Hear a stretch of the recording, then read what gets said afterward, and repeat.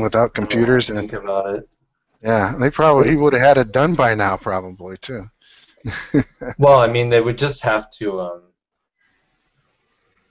they just have to have a gigantic library at their fingertips, Yeah. or have it all in their heads, one of the two.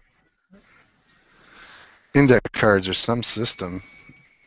I know that that concordant literal version was originally done, I think, in the early 1900s or something, and that's how these Bible students went about doing it. They created index cards for the Greek, Hebrew, and Aramaic.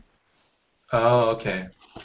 Gotcha. So that, and then they would, create a system of key index cards because they wanted to use one English word for one ancient language word consistently throughout the entire Old and New Testaments. So if you were to do, look at a concordance of their Bible translation and you saw the word, abhor, that it would be the same English word translating the same Greek word, and also their abhor would only be using one specific. Oh, you know Tim Widowfield? Never heard the name. He's one of the writers on the Vridar.org with Neil. Oh, Godfrey. yeah, okay. Yeah, he's going to try to join the Hangout here momentarily, but he's not sure about his headset, he says. Oh, that'd be awesome. That would be awesome. Oh, it would be nice to hear your voice, Mike. I have to check sometime if my mic is actually working. Did you figure? I'm assuming you figured out what the problem was since it's working now. Rebooted several times and switched web browsers, and it still doesn't work in Chrome. I have to use it in Firefox. It won't work in Chrome. Don't know why. That is odd. Yeah, there's a lot of oddities with Chrome. Yeah, I've heard people saying Chrome's a little finicky for them. I've never had any problems with it personally, but I've heard a lot of people saying that they have issues with it compared to other browsers. Hi, Jack. Yeah, there's some things I just can't do in Chrome, like on the Bible Geek listeners group. Whenever I want to edit the file, the group information statement and links document that contains the rules and all that stuff, yeah, I can't edit it in Chrome. It just displays a blank page, so I have to go into Firefox and load it up and then edit it. It's weird. Now, I wonder if you guys have plugins or extensions that you're using in Chrome that are interfering with the functionality. That's very likely. Very There's likely. also some old programs. I have Windows 8.1, and I've worked on it to make it behave like Windows 7. But even so, there's a lot of older programs that really don't run well with it, and a lot of problems that causes to me for Windows. Like I'll open up a Windows Explorer window and it'll just freeze up, and then Windows Explorer will crash. My start menu bar and all that will disappear, and it'll have to reboot, and everything, all the icons in the tray will come back eventually. It's weird, and it's probably some old program that's probably maybe one of the right-click context menus that created one, and that's a problem. Possibly. I just didn't want to go back and troubleshoot it right now. Just live with it for a while. Yeah.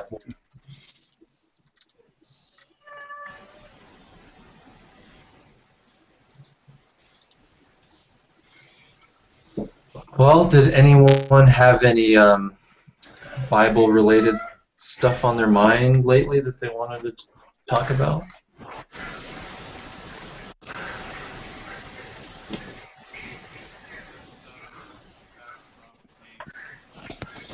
Sorry, I just got back from a we're live. Bible study. I was actually leading, and the topic of the discussion was, is the Bible canon? And it was a very interesting discussion, and I think it pointed out something that's sort of foundational to approaching the Bible, and whether or not you approach it as scripture or as a written text. And it really, it has to do with presuppositions. From a sort of naturalist presupposition, you will never arrive at, the sort of supernatural claims that the Bible makes as something that's factual. In our modern day experience in life, we don't see people rising out of graves. We don't see virgins giving birth. We don't see, a lot of these events that the Bible claims to be true. And it's really interesting to me how I guess a modern day form criticism has sort of embraced this sort of naturalistic framework. It really doesn't leave much room for orthodoxy, and that was something we were talking about. Yeah, that's interesting. What do you think about the principle of analogy, where if we find an ancient text, let's say it's something totally new, and it's got supernatural stuff in there, what do we think about it right away? Do we give it the benefit of the doubt and say that until we can show that these things didn't happen, that we should just take it at face value, or should we say, what kind of ancient literature does this document look like? Does it, in other words, does it relate? There's certainly a lot to be valued in sort of differentiating poetry from miracle stories, from sort of pseudo-historical narrative, and I think there's a lot to be gained there in sort of differentiation. But in terms of analogy, I don't know, when you sort of let the various pieces of Scripture sort of speak for themselves. Jesus and his claims to divine authority, and then the apostles' claims to divine authority, and etc. There really arises a sense that there is no sort of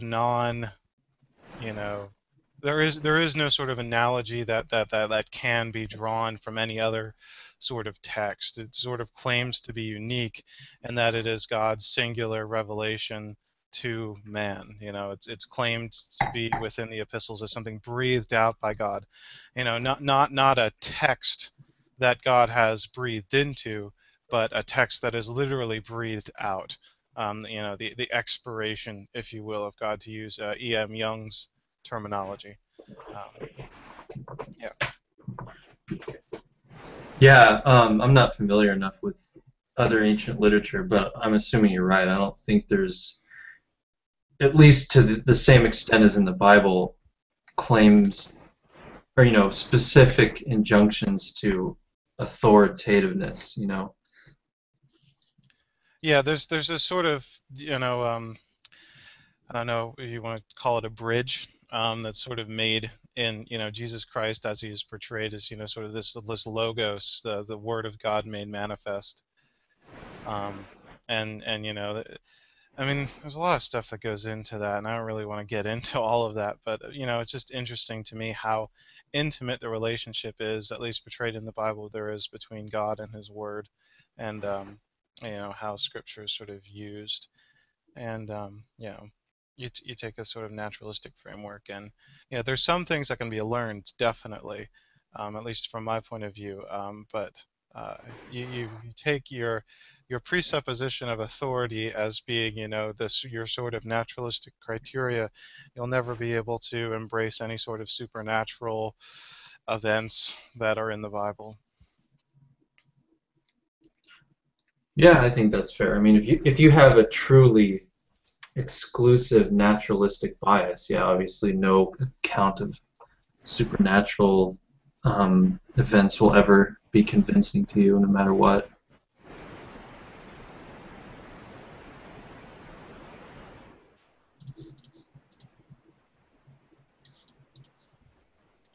Now, the real question is, does historical methodology have a naturalistic bias built into it?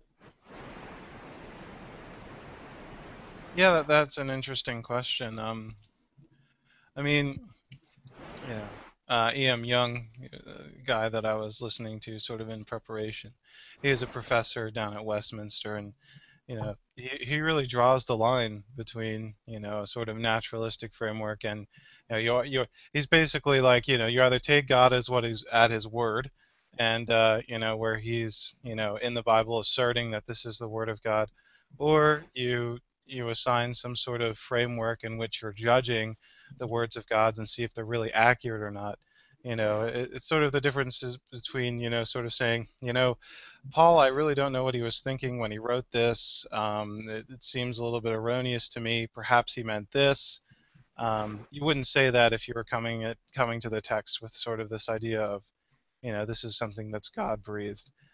You would certainly add an interpretation. You would certainly do hermeneutics. You would certainly, cross-reference the Greek and the Hebrew. You would certainly do textual criticism, but you wouldn't do textual criticism to such a point where you're taking away from the authority of the text.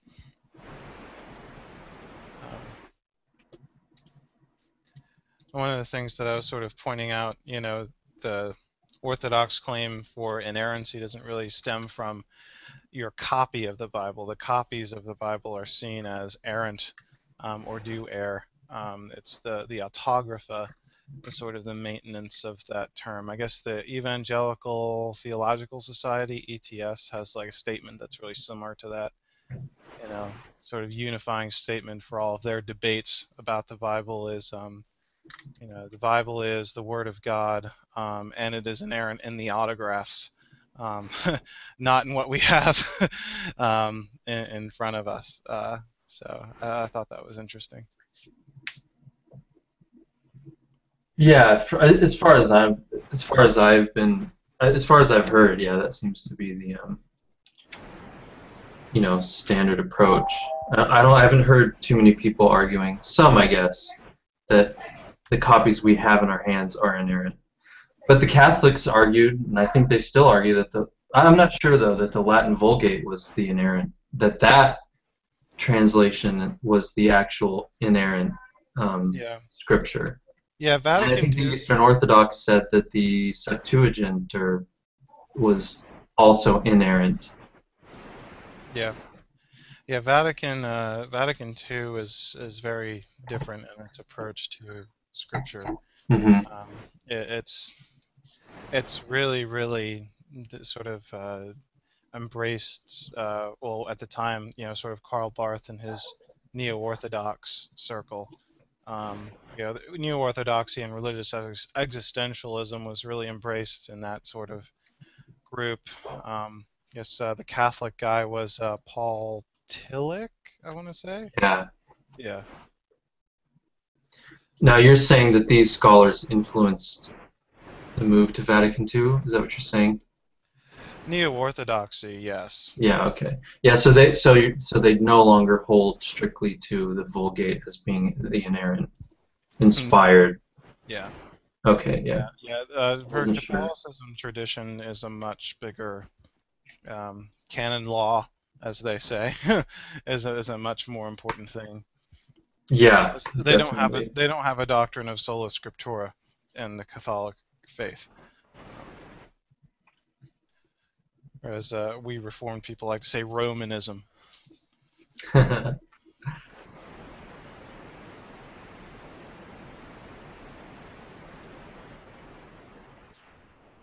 it was a really neat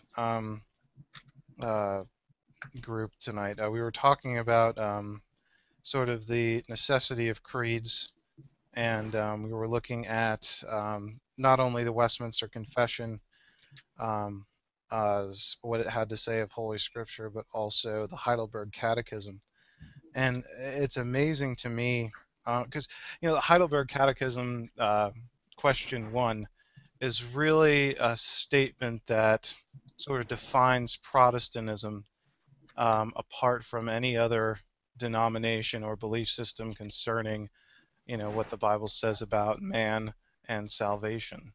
So the Protestant is sort of given this answer, once saved, always saved. There's no, the doctrine of assurance is like so present in that. And it's. I was reading this book by Carl Truman. It's fantastic. It's called The Creedal Imperative, and his response to question 1 is, what is it? It says, happy is the church that uses a document such as the Heidelberg Catechism to shape its understanding of God and his people. Indeed, anybody who thinks that Protestant confessionalism is a hard, dry creed needs to read the Heidelberg Catechism. Only the willfully stupid or deluded could possibly dismiss such a document along such lines. Because I mean, you Tell read us how this. you really feel. Yeah, tell us how I really. Yeah, exactly. Carl Truman. He's an Englishman. He's always going. He's great. Doesn't beat around the bush, sounds like. No, he really does. Yeah. Oh, he gets really sarcastic at some points. But yeah, he's good. There's something really sarcastic he says about the Nicene Creed. I think he says something like it's been doing sterling well for the last 1600 years in his English accent. So why would you go and replace it so quickly? Yeah. The Nicene Creed is still doing sterling work after this over 1600 years. That fact should make us very cautious about deciding to abandon it just because of the latest trendy evangelical guru or the cutting-edge professor at the local university decides that it is outmoded and needs to be replaced. It's really, really neat. Is this guy still alive? Oh yeah, I met him. I actually had lunch with him 2 weeks ago. He's a fantastic guy. I really love his lectures. He's got a lecture series called The Medieval Church that's available on iTunes U for free, and I heartily recommend it. Talks a lot about Luther. He's actually written a whole academic work on Luther. It's like $100 if you want to buy it because it's literally a college textbook. But it's fantastic. The whole series. He's a little ethnocentric as an Englishman, but what else can you expect from from that, Britain? He's fantastic though. I really enjoy I'll his have to look him up. Yeah, let me see if I can't grab you the link because I listened to his lectures last year. Here we are. Copy iTunes URL. I'm gonna put it in the chat over here.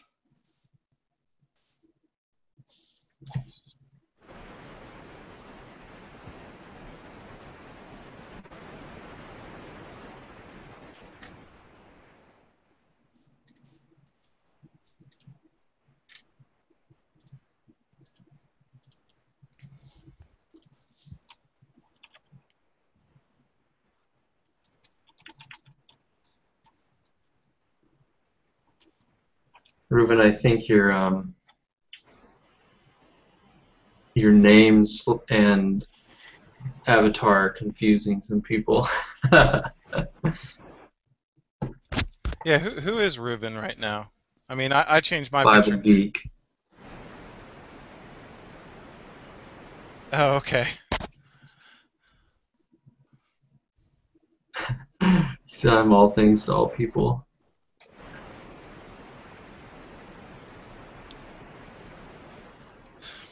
I agree that Ruben's name as Bible Geek now is confusing, and I brought that up before last time I was here. At least he should do a different avatar. Yeah. Oh, so Because he's that not confuses people. He's not not Dr. Price. No. Okay. Well. Oh boy. He's an imposter. Somebody stop this man! I know a lot of people thought Dr. Price was in Hangouts because of that. At least a couple times that's happened. Yeah, it confused me last time. Yeah, when Dr. Price comes in, usually has his webcam on, and his name is actually Robert M. Price, or Robert Price, or whatever. Yeah, Robert Price, I believe.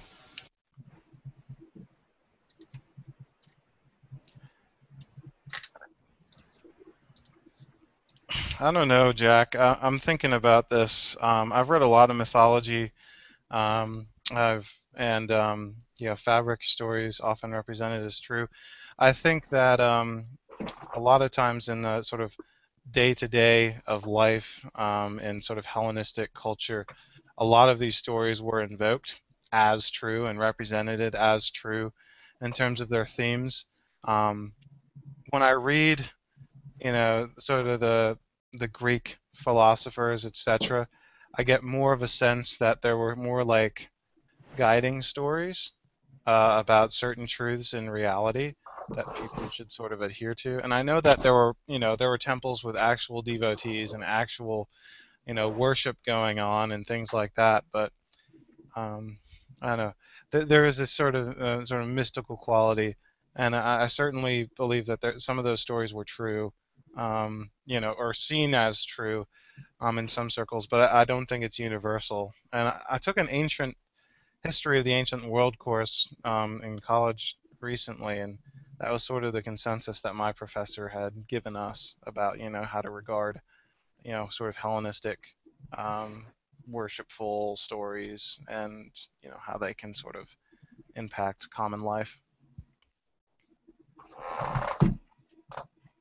Yeah, I think a transition happened too with Greek mythology, where at some point, they believed all the, as far as I'm aware, I could be wrong, they believed that a lot of the stories were, history, were literal history, but then as time went on, they became more abstract.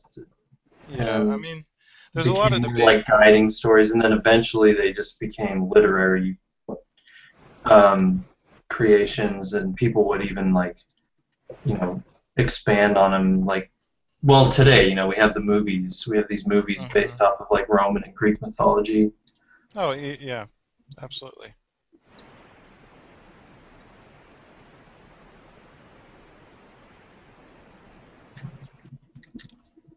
But I'm not sure on every single particular mystery religion or Hellenistic cult, or I'm not.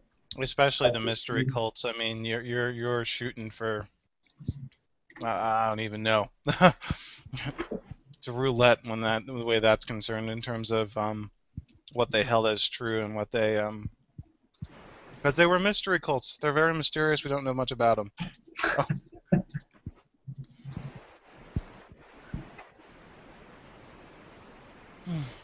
Have you ever read The Golden Ass? No, I haven't. It's by Asclepius. It's sort of the quintessential picture inside of a mystery cult because it was one of the only existing works that sort of describes the inner life of the temple and the parades and the processions and things that went on. It's a fantastic book.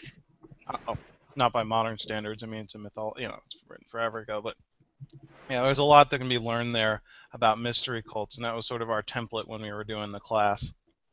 Oh, okay, because it was such a thorough accounting of the ritual and ceremony surrounding the... Yeah, let me see if I can link it. You can get it off of Amazon for cheap.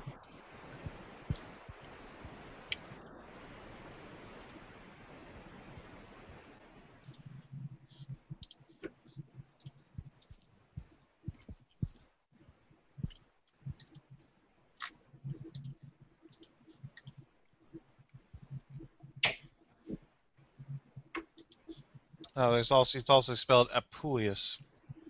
And everybody has 6 different spellings for the same person.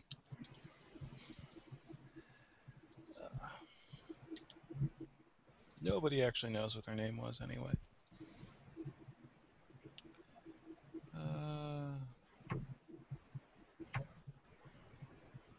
Here, Gutenberg has a free ebook on it. Let's see if I can find the critical edition that I had. I'll just share the Penguin Classics one.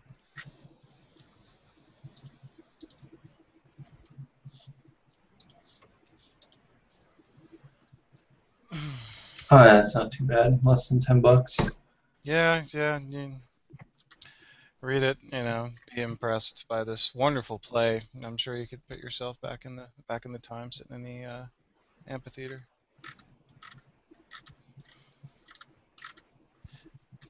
Yeah, I got a nice... ISIS is in there, so it's filled with current events as well.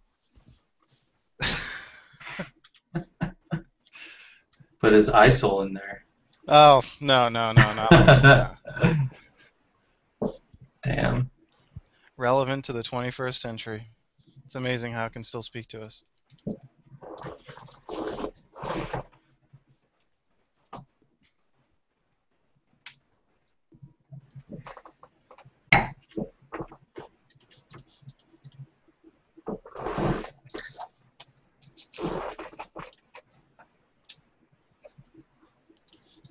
Well, did anyone else have any other topics they wanted to touch on? Seems like we're kind of slow. All our questions are answered, or no one here to answer it.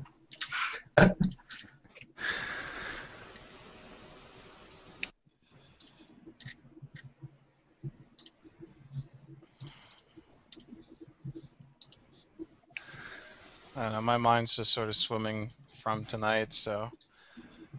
I mean, we covered a lot. I think it's really interesting to think about... We were talking about textual criticism earlier.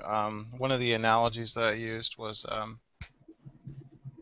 consider like a teacher who wrote a letter to the President of the United States, and she receives an answer from this president, and she's very impressed with this letter that she's written, and so she dictates it to her pupils to write down. She has 20 or so pupils, and so they all copy down the letter as she dictates it to them. And 20 years down the road, her letter is now lost, and she doesn't know where it is. And you find all these 20 letters in a time capsule, and you sort of try and piece together what was the original message of the president. And there's no question there about whether or not you're going to get the original message. There's going to be word omissions, there's going to be deletions, there's going to be additions to that. And but the point of the matter is not that the copies are inerrant. They are. I mean, they're full of errors. It's that can you get the message of what the person in question had said, even though the extant or the autograph was lost. And so it's just sort of interesting to, that's basically what textual criticism is. It's what we do when we're sort of trying to create a master manuscript, if you will, for any New Testament text. There's like 2,500 extant New Testament manuscripts between anywhere from 100 to 500 AD, and it's sort of the task of the biblical scholar, if you will, to sort of bring all those extant manuscripts together and get at what is the original message here, given all these copies. There's a parallel situation in modern times that I wish I'd see a scholarly comparison of to biblical textual criticism. I think there's a lot of similarities. But the modern example is just in transcribing music lyrics. You can go to like lyric sites on the internet and you'll see actually variations on what people think a certain song is actually saying. Yeah. And there's lots of examples about that. So there's a lot of content to study if somebody could figure out, how to actually get a good thesis about, what to learn from it. But it is a good analog. It's a little insufficient in some ways, though, too, because, well, for example, imagine someone or a group of people had heard the song, and instead of actually the people trying to write down the song lyrics hearing the song, they're just hearing the recollections of people who heard the song, So you've got maybe multiple layers of recollectors passing along an oral testimony of the song, and then eventually someone writes it down, or a bunch of people write it down. There's also you guys actually had listened to vinyl albums, because when they used to write the lyrics on them, a lot of times the lyrics as written on the albums were not correct. Yeah, I see that all the time, even on CDs. The written lyrics don't match what's actually sang, yeah. Well, look at, Inagata Devita. I mean, he's actually supposed to be singing the Garden of Eden. At least that's what I've heard. But No one could figure it out, so they just wrote out phonetically what it sounds like he's saying in a gada davida. That's hilarious. I've actually had other times where there's songs I've liked and listened to a lot, but I've never realized what the lyrics were until I've heard somebody else do a cover of the song. And I hear the cover version, the lyrics are more clear and make more sense. Mm-hmm. I never know if they're actually the same or if the person covering it just invented their own thing to make up for what they couldn't hear. I don't know, but those sites that have misheard lyrics are hysterical, where they compile the ones that have been misheard over the decades. yeah. I had a second modern analogy too, but I forgot what it was now, besides the music lyrics for textual criticism, but now I can't think what it was. It might come to me later. There was a link posted in the Bible Geeks to I guess it was a debate, or maybe it was just a panel discussion with Bart Ehrman and other textual critics who were from a different point of view.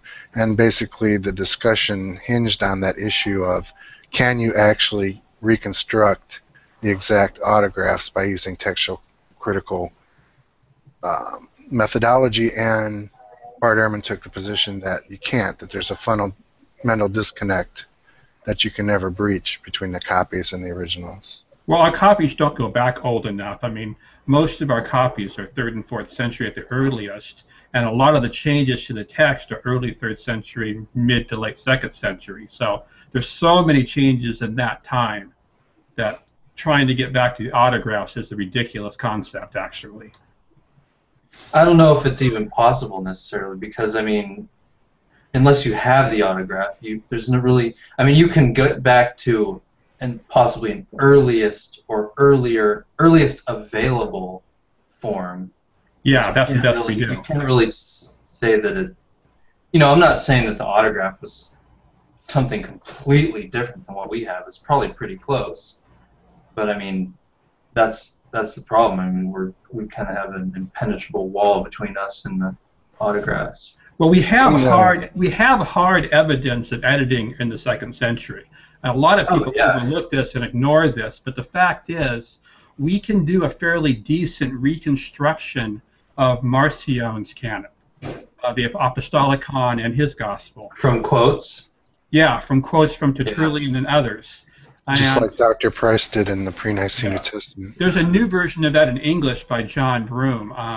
I forgot the name he has of it, but it's a pretty decent translation. The reconstruction's done in English instead of Greek, so he doesn't have to deal with the peculiarities of this word and that, but just trying to reconstruct the general meaning through it.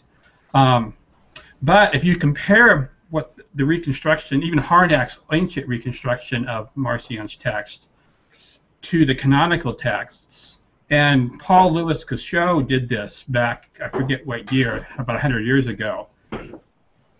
And he took like 5 or 6 particular examples. And in each case, it seems pretty clear that the Orthodox text is a revision of the Marcionite text, and not vice versa, as the Church Fathers had claimed. And I think Cauchot's arguments on that is brilliant.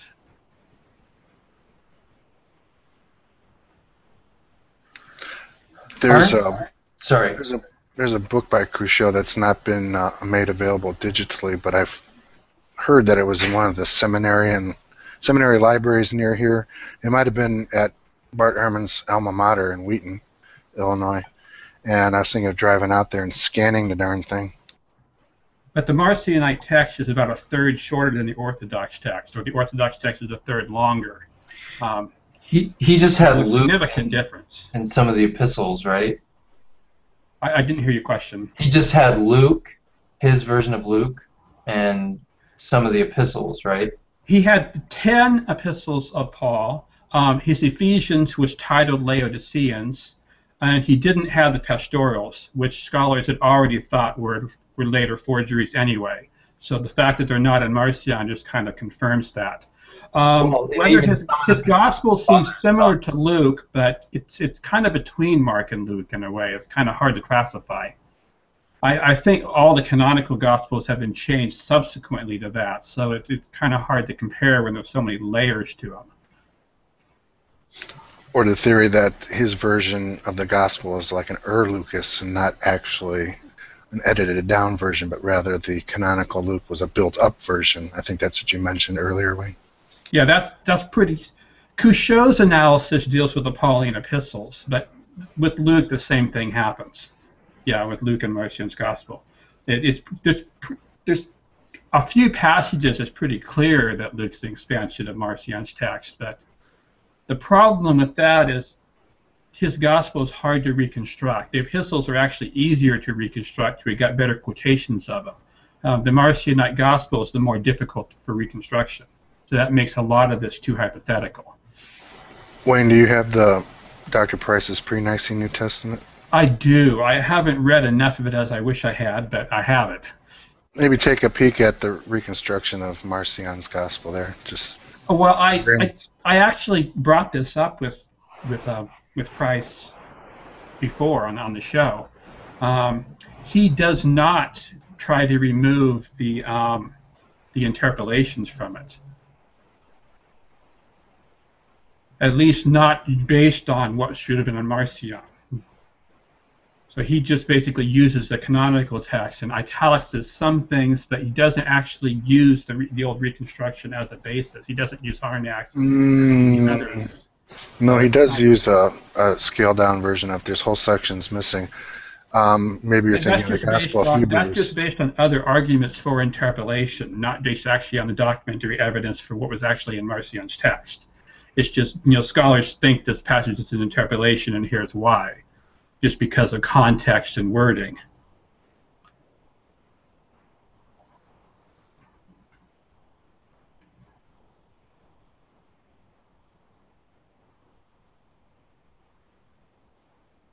It's been a while since I looked at the Pre-Nicene New Testament, so I actually need to take another look at it and refresh my memory on it. Weren't a lot of the early patristic the early church fathers already, some of them expressing doubts about the pastorals? I didn't catch your question. Weren't some of the early church fathers expressing doubts about the authenticity of the pastorals? They probably did. I'm not an expert on that particular subject.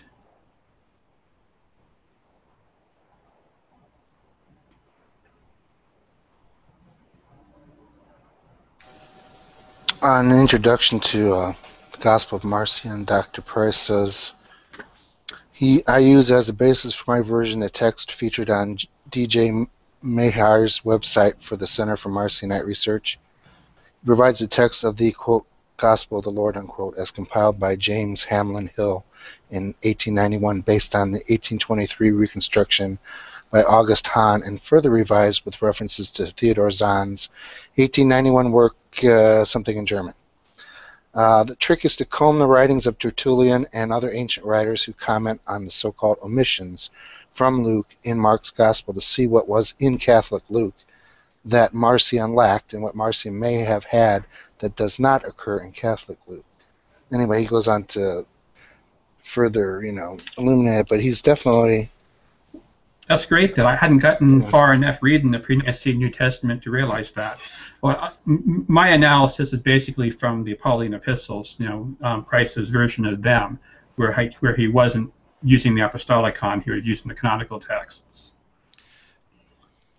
So that's interesting to me because, Paul's epistles are the main sort of argument against what people like Marcion were doing. It seems to me a bit of a picking and choosing. I mean, unless, of course, you believe they had the anti-Marcionite stuff integrated into them. I'm sorry? That was pretty much the entire point of the interpolations, was to make the text less heretical.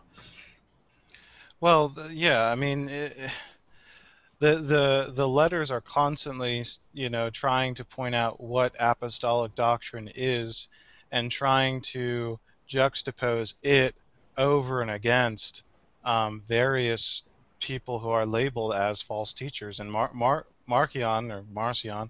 is one of those who was in the docetism camp, and he, his people are sort of argued against in 1 John.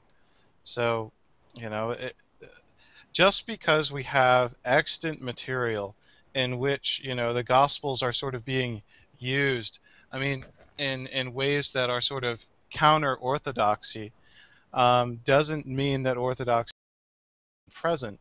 For example, in 2 Peter, there's a passage where Peter is writing to Paul, and you know, he talks about people who are twisting Paul's letters as they do the other scriptures, and there's a sort of conscious understanding that what the That's extant also apostles are believed to be the doing second century interpolation. is writing scripture in their epistles. Hi, Tim. So, Jonathan, you haven't read Hello? much of Dr. Price's work, so. No, I haven't, but I'm very familiar with textual criticism and sort of the sort of camp, if you will, of you know, so where Dr. Price sort of lands in terms of you know, the wider scope of biblical criticism. Right, yeah, radical criticism. The kind of criticism that would say that 2 Peter is a forgery based on Jude, I believe it is. That's one of the theories.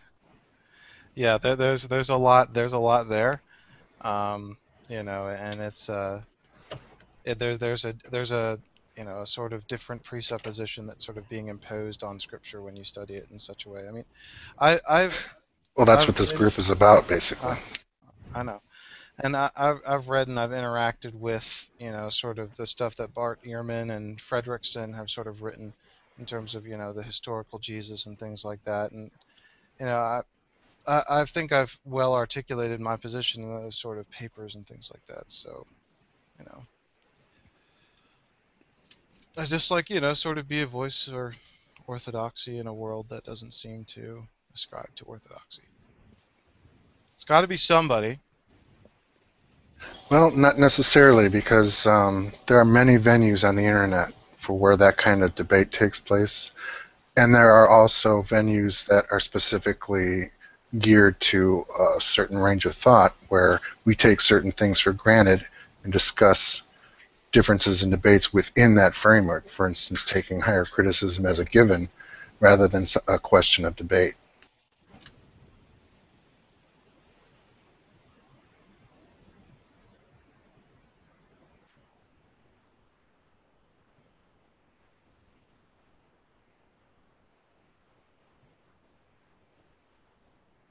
I posted a link to the Couchot article in the chat, the first edition of the Paulina. Yeah, I was looking at that. Thanks.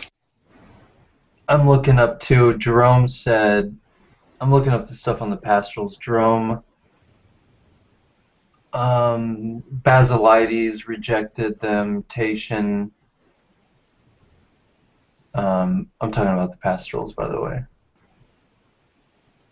And of course, Marcion didn't have him.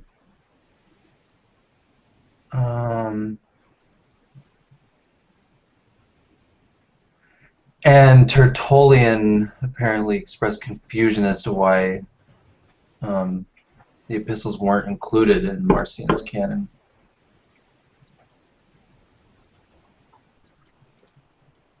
Makes you wonder if they were around, if they had been written yet. I mean, I don't think Marcion was doing text criticism. Maybe.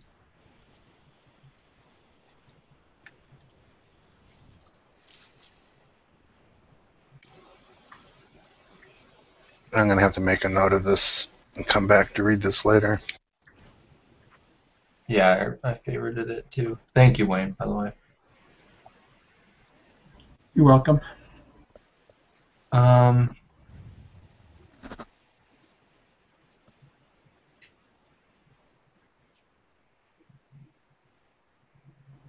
I'm trying to remember the title of the John Broom book that on Marcion with the English reconstruction that just came out a couple years ago. I have the book, hard copy here, but I can't think where I placed it, and I forget the exact title. So I'm having trouble finding it online right now.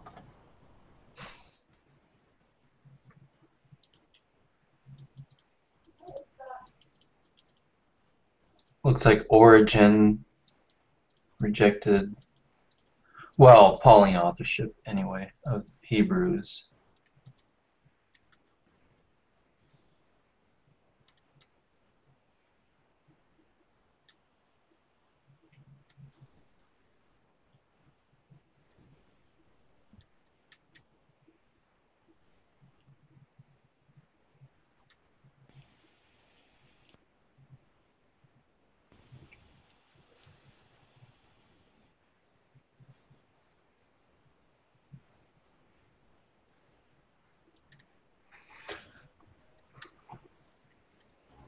I found the book now. I had the author's name completely mixed up. That's why I couldn't find it online. It's Jason D. Bedun, I guess. Beduhn. It's the first New Testament Marcion Scriptural Canon. Yeah, it's definitely on my list. Someone had just recommended me a book by him. Truth and Translation? Yeah, Truth and Translation, yeah. And I think a Bruce Metzger book, too. Yeah, because I posted a thread on book recommendations on the listeners page. Could it be the Canon of the New Testament by Metzger?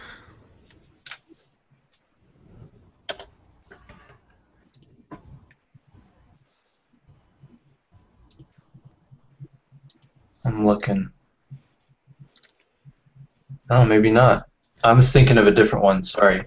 Thomas Brody, The Birthing of the New Testament, Intertextual Development of New Testament Writings.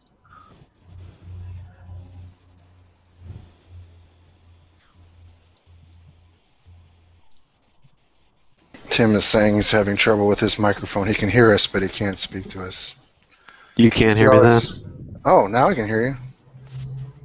Yeah. It just took me 45 minutes to get it to work, that's all. I had to buy a new headset. I don't know why the old one died. It just up and just quit. That's life. I just want to say that although Jason DeBoon's book has the reconstruction all in English, it's still extremely scholarly with all his notes. It's extensive notes on here and where he gets stuff from, exactly which patristic fathers he's using for evidence, etc. So it's pretty much the best reconstruction of Marcion to date for that reason.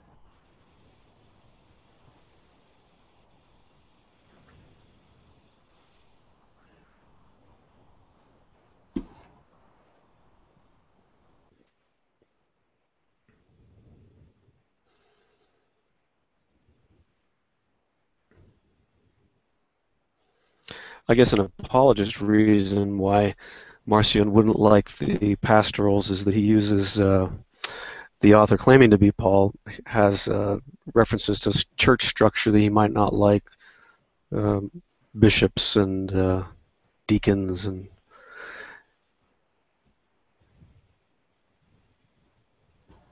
I think the reason that Marcion doesn't mention the pastorals is because the pastorals were written too late. Yeah, I think so too. I think so too.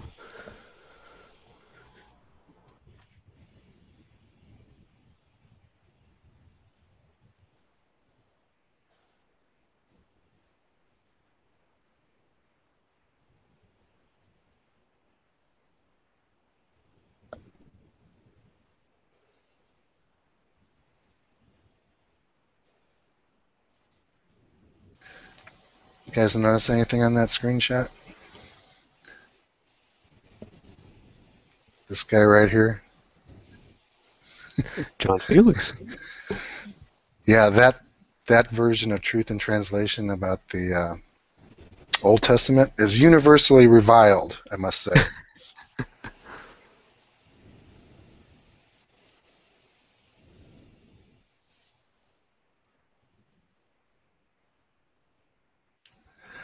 basically the big problems people had with it was that her translation of the Old Testament, this lady Frances Werner, she subjected a whole bunch of different translations of the Old Testament to various, fairly rigorous testing, statistical analysis and stuff. But in each case, her translation came out number one, top every time.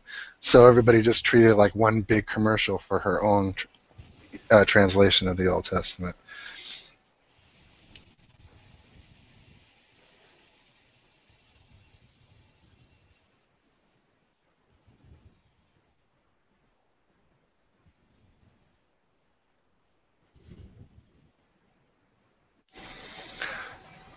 There was one point that I wanted on the discussion about textual criticism. I believe it's the standard model that if there was a Paul, that he was dictating his epistles to an amanuensis, and there would be a fundamental disconnect between what he had dictated and what was recorded, even if he had went and proofreaded the copy or copies of the people that were writing his dictation down. He would miss errors and things like that. So the very first written versions of, say, the Pauline epistles could have multiple errors in each individual copy, and certainly multiple errors between copies, and then copies were made from those faulty copies. But there's just no way that there's a point where you cannot go back past a certain point, no matter what. It's, I don't know, is the term epistemologically impossible or metaphysically impossible, something like that. But yeah, I mean, we can't get behind our earliest manuscripts, can we? Even if you had the copy that he was dictating to, the actual very first handwritten copy by whomever that guy was that's mentioned in the epistles, it's not going to be exact no matter what. There's always going to be an error or two, probably.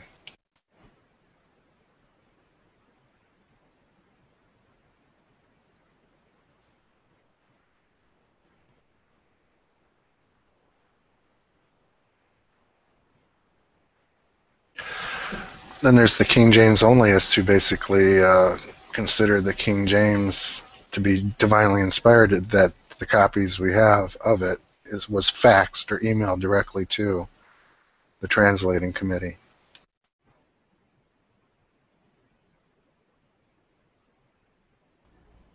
Well, for the Septuagint, all the guys went to different rooms and all made the translation in one day, and when they compared them all later, they were all identical,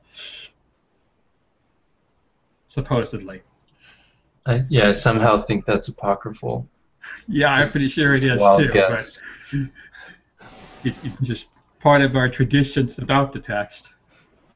Well, you have to figure the function of that legend and what it was trying to prove. Ultimately, it was trying to establish the validity of the Septuagint, even in the face of the Hebrew text, that this is just as inspired.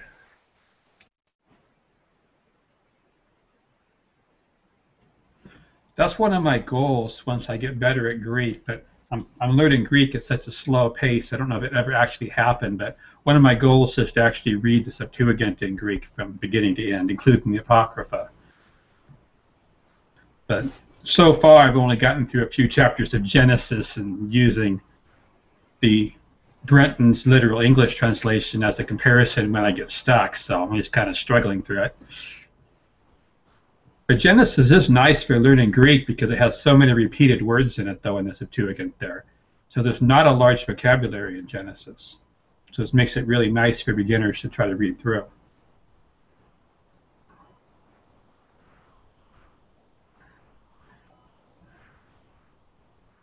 So, Wayne, you're going to make me show off my Septuagint translation, aren't you? I didn't know you have one. Yeah, show us. There you go. The difference between this and others is that I'm trying to incorporate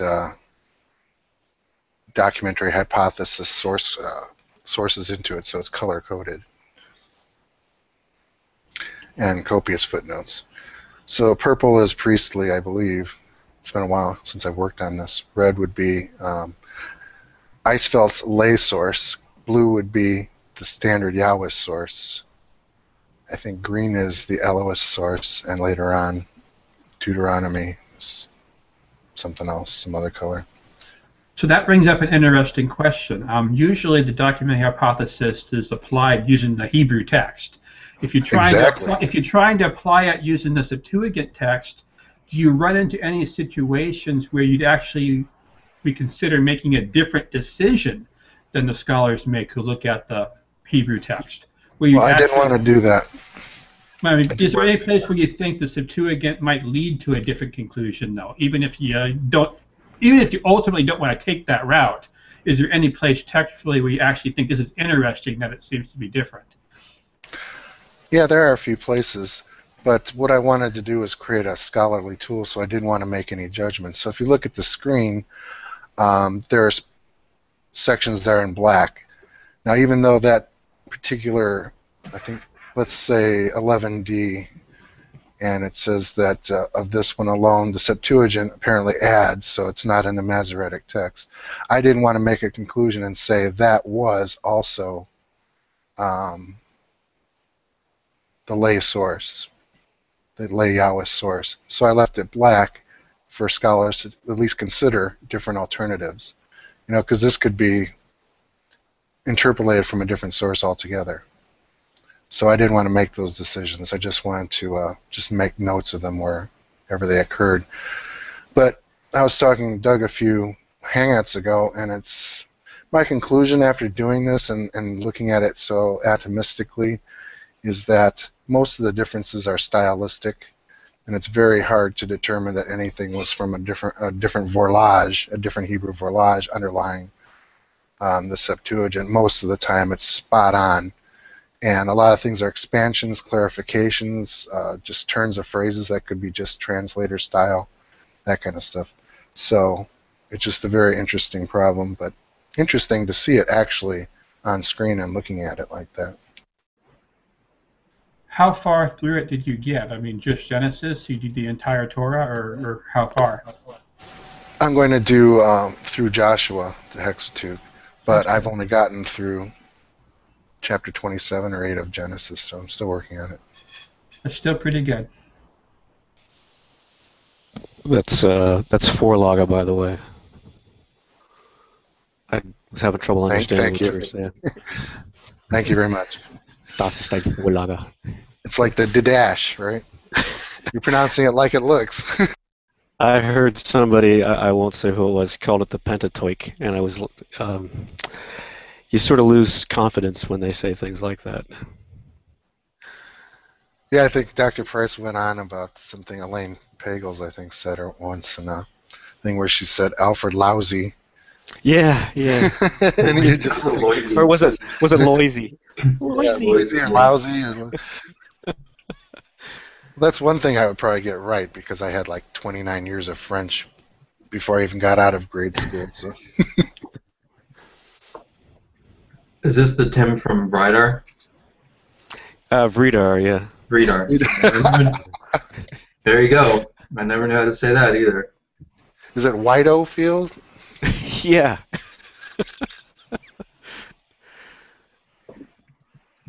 I think everything should be spelled phonetically. Is that a bad idea? Except for phonetics. Of course. That's got to be PH. I've been trying to learn that the phonetic symbols that Wikipedia uses when they have the IPA. hard to pronounce words. Yeah, that's still throwing me. I can't quite master it. The basic ones are okay. When they throw in the ones that you're not used to, like for foreign languages that are gutturals or whatever, it's like I can't keep up with that.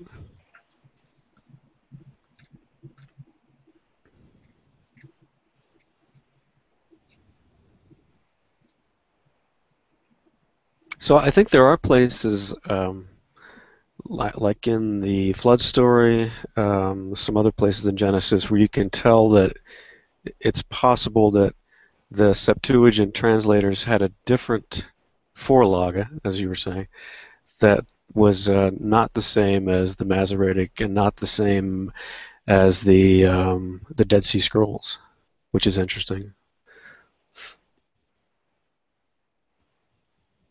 And I think there are places where the early church fathers will say, why did you change that verse?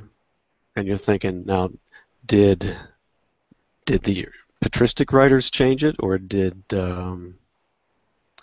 was it a change that happened later with the Hebrew text? You're going to have to trust me on my matching up the Greek to the Hebrew on this, but here in Genesis 6, you see the different Yahwists interacting with there's some priestly material there. So it's going back and forth, Yahwist priestly. Now when you see what's in black, usually I footnote as usually like here, that's just something that apparently is in addition in the Septuagint, which is not in the Masoretic text as we have it. So I'm using basic SESB type Hebrew text. So it's a critical text. But then again, probably so is the Greek I'm using. But if you look at it, there's very little, like when I say there's expansions, there's a lot of repetitions and things.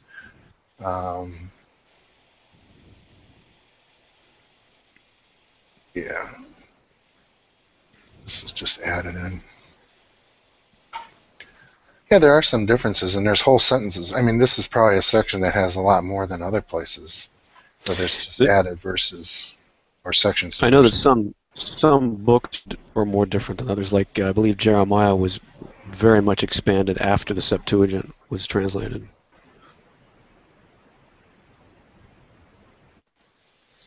Right, yeah, and there's different versions in the Dead Sea Scrolls collection. Right. I was, think Isaiah. Yeah. Also, Jeremiah, I think, was what, 1/3 smaller? Is that what it was? Yeah, very, very much smaller.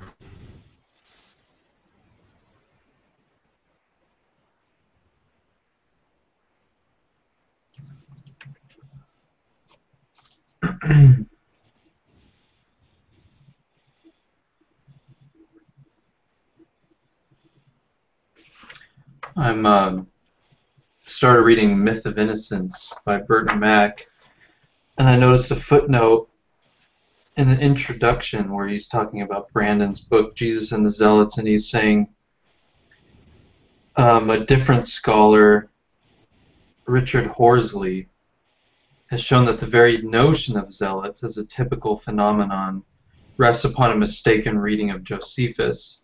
The contenders, whom Josephus called zealots, were actually leaders of guerrilla bands better called Sicarii, and limited to the period immediately prior to the Jewish War in the 60s. Somebody tell Reza Aslan.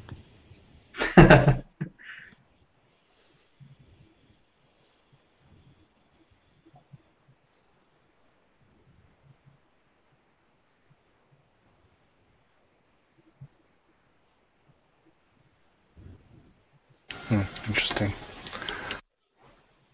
I'd like to read that guy's book after I read Brandon's book. Aslan? No, Horsley's book. Brandon? Okay. Horsley, yeah. No, I've already read Aslan's book, but I want to read the real one. It's pretty bad. It's pretty bad, isn't it? I liked it, but after I learned that people were saying it's basically just a rip-off of Brandon's book, it's not very gentlemanly. And that's not high on my list. And I have it.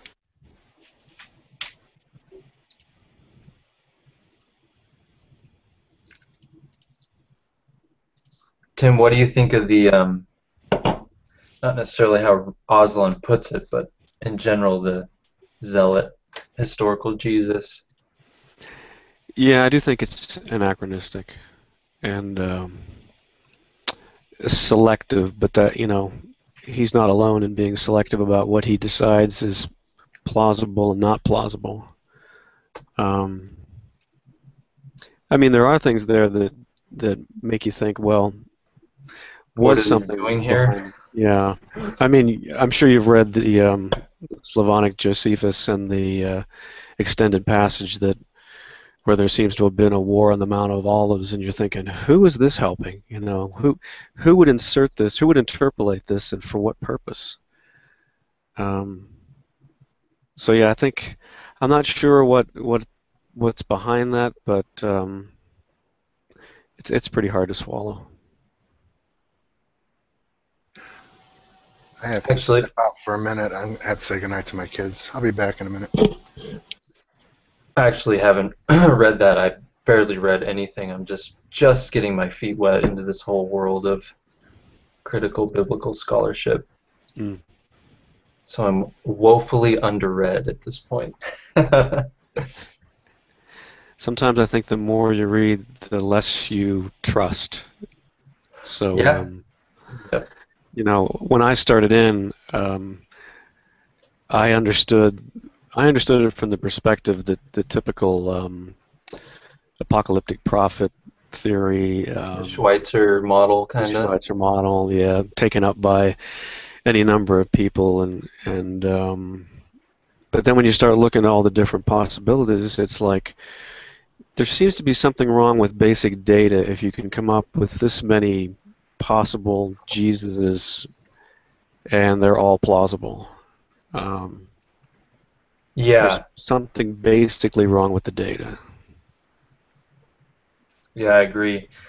I was reading this article on the parousia and how many different, even within Christian denominations, how many different frameworks of interpreting the parousia there are. There's, you know, full preterism, partial preterism, full futurism. It's like I mean, you just have everything, every angle covered, and you're kind of like, okay, well, obviously something's not clear in the text.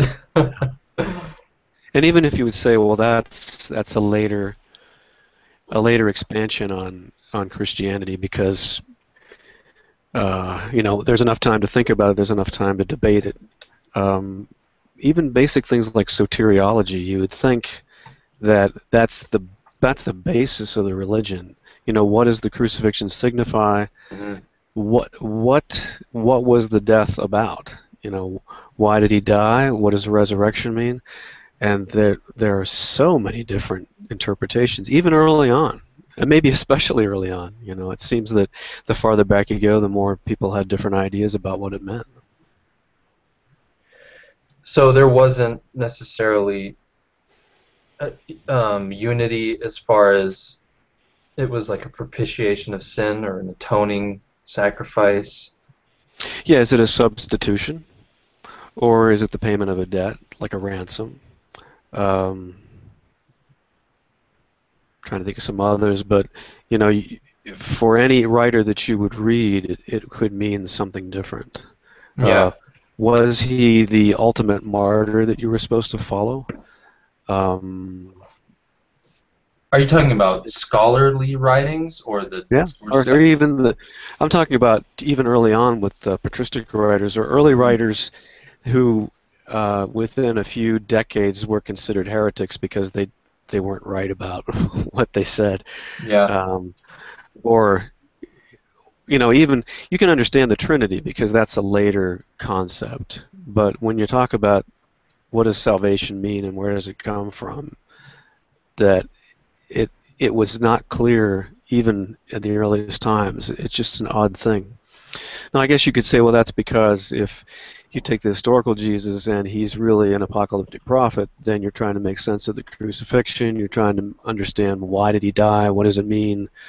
I guess that works. I don't know. Yeah, I mean, seems like maybe these people were just trying to figure out, you know, what his death meant, you know, if you're taking a historical view, that is. But are you saying that because there's so much variety in soteriology that the meaning or purpose of Jesus' death may not even been part of the original kerygma of Christian belief? That's a possibility. I mean, you would think if there really was an early Jerusalem church with James and Peter, and then the breaking off of Paul and the Gentiles, that there would have been a basic original curriculum there that said here's what the death of Jesus really signified, and yet there doesn't seem to be an agreement there as to what it meant.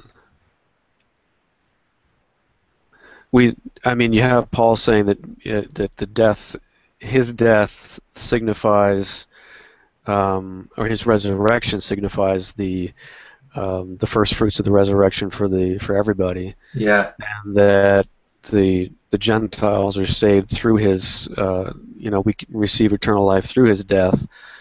But the mechanics, and to be truthful about it, I mean, as a Christian, I couldn't have explained it either. The mechanics of salvation, who's paying what for what, to whom, from whom. It doesn't make any sense. Yeah. Yeah. Does Satan need a payment for you not to get into hell, or does God need to be propitiated through a sacrifice, through a blood sacrifice that used to be done through animals but now is done through Jesus but is for everybody?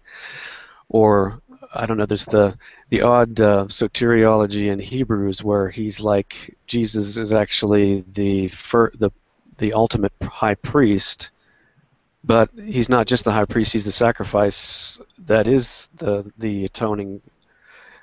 I don't know. I don't really follow the theology, and I'm glad I don't have to explain it because it doesn't make any sense. Yeah, that's to me, especially the stuff on the mechanics, like you said, the mechanics of salvation.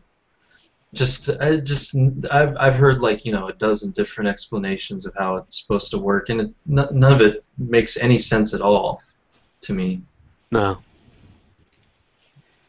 You're just supposed to just accept that, oh, this is how it works. Just here it is. This is right. Well, it sort of depends on the listener not saying why. Yeah. Okay, you're living under a veil of sin. Why? Because of Adam and Eve. Why? Why would you inherit sin? I don't understand that. Well, just trust me on this one. So, and it goes on from there. It's really just not clear. Mm-hmm. But I think a lot of that has to do with it being a mystery, and people, you're just supposed to accept certain things on faith, and it's intended to be a mystery. The more mysterious, the better. So we don't understand the Trinity, but we're not supposed to understand the Trinity. Right. We don't understand salvation, but someday, I think Dr. Price has talked about it. When we all get to heaven, we'll understand how it works. A great Bible study in the sky. Mm-hmm. He'll say, "Lord, why did that happen?" Hallelujah. Hey, I didn't show you my shirt. This is, I don't know if you can see that very well, but it's 1993-1994 Jesus Christ Superstar Tour. It had Ted Neely, the Jesus from the movie, and also the black dude that was Judas, but the show I saw, unfortunately, was an understudy for Judas, but he was good. Yeah. But yeah, this shirt's vintage 1994. I saw the last tour that he was on, but the guy who played Judas was already gone, sadly. Ted Neely had to have electronic enhancements to his voice, especially during the Gethsemane song. Yeah, he had to have a lot of help on that one. But, still did a good job. Yeah. And even He's in older than 94, I saw him on, I think it was Playboy After Dark, singing some pop song, because he was just like a pop singer. So it was really considered controversial that he was playing Jesus in that role.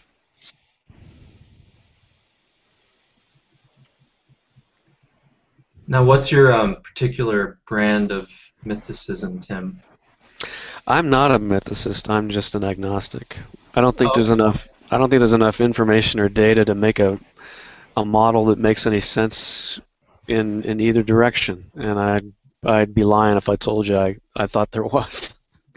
Yeah, That's kind of seems like that's kind of where I'm headed. Like I said, I'm still super new to all this stuff, so maybe something along the line will convince me. And I was when I read Aslan's book, I found it very compelling, but that's probably because I know so little about the field right now, anyway. But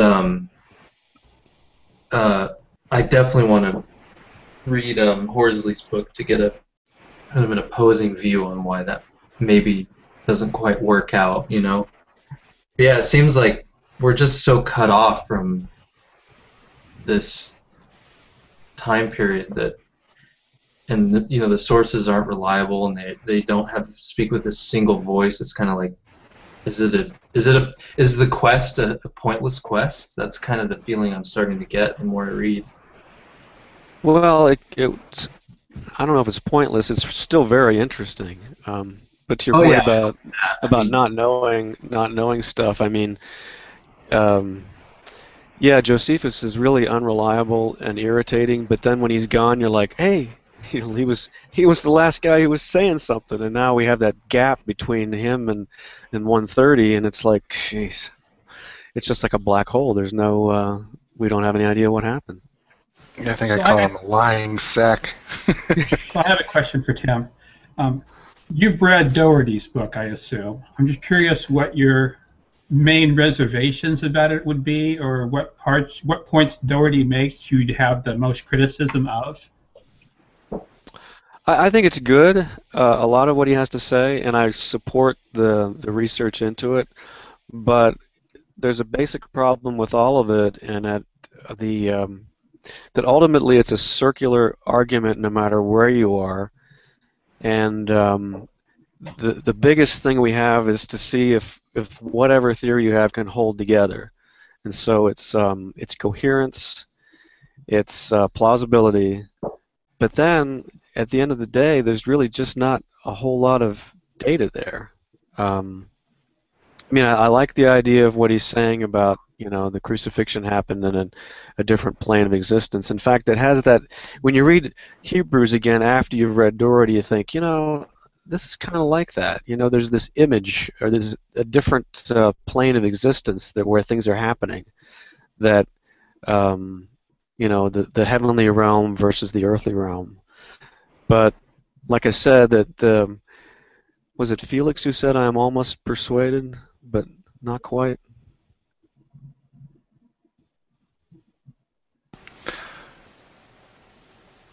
I remember back a few years ago when I first heard the idea that Jesus was not historical. I said, "What?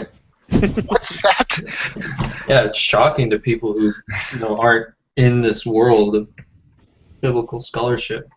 Well, the first book I read about it was freaking Gandhi, and I thought, man, the scholarship here is the scholarship here is terrible, but man, it's an interesting idea, isn't it? So you'd read through and you go, that's interesting, and then you look at the source and go, eh. But it opened my eyes to the idea that there's something there, and that's, I think, eventually that led me to read stuff by Price and other people. Things were there. Yeah, that being evidence-based was my big thing, and it's like once I realized that the evidence was lacking, that was the thing that pushed me into considering it. But I would never say that, yeah, you can prove it or not. But to me, it's just an interesting way of looking at the evidence we do have. Oh, yeah. And it's hard to state a positive case for non-historicity. You can build a very good case against historicity, but I think trying to build up a case for what exactly was Christian origins then without a historical Big Bang is really it's where it's interesting, though, because it's a wide open field. Yeah. But I think of it a lot of times, like, I don't engage with him anymore, but over on McGrath's site, where we used to discuss this stuff, and until I realized he's never going to be honest about what he's arguing with us about. So anyway, there's this idea that myths can arise. It's kind of like microevolution versus macroevolution, where you could invent something that somebody did, but you couldn't invent the person, you know. And I'm like, why not? You know, if people are willing to invent Peter walking on water with Jesus walking on water, why couldn't they just invent Peter? Why couldn't they invent Jesus? I don't see any reason why there's something categorically different about inventing the people who were in these stories versus the stories themselves. Or Johnny Appleseed. Yeah.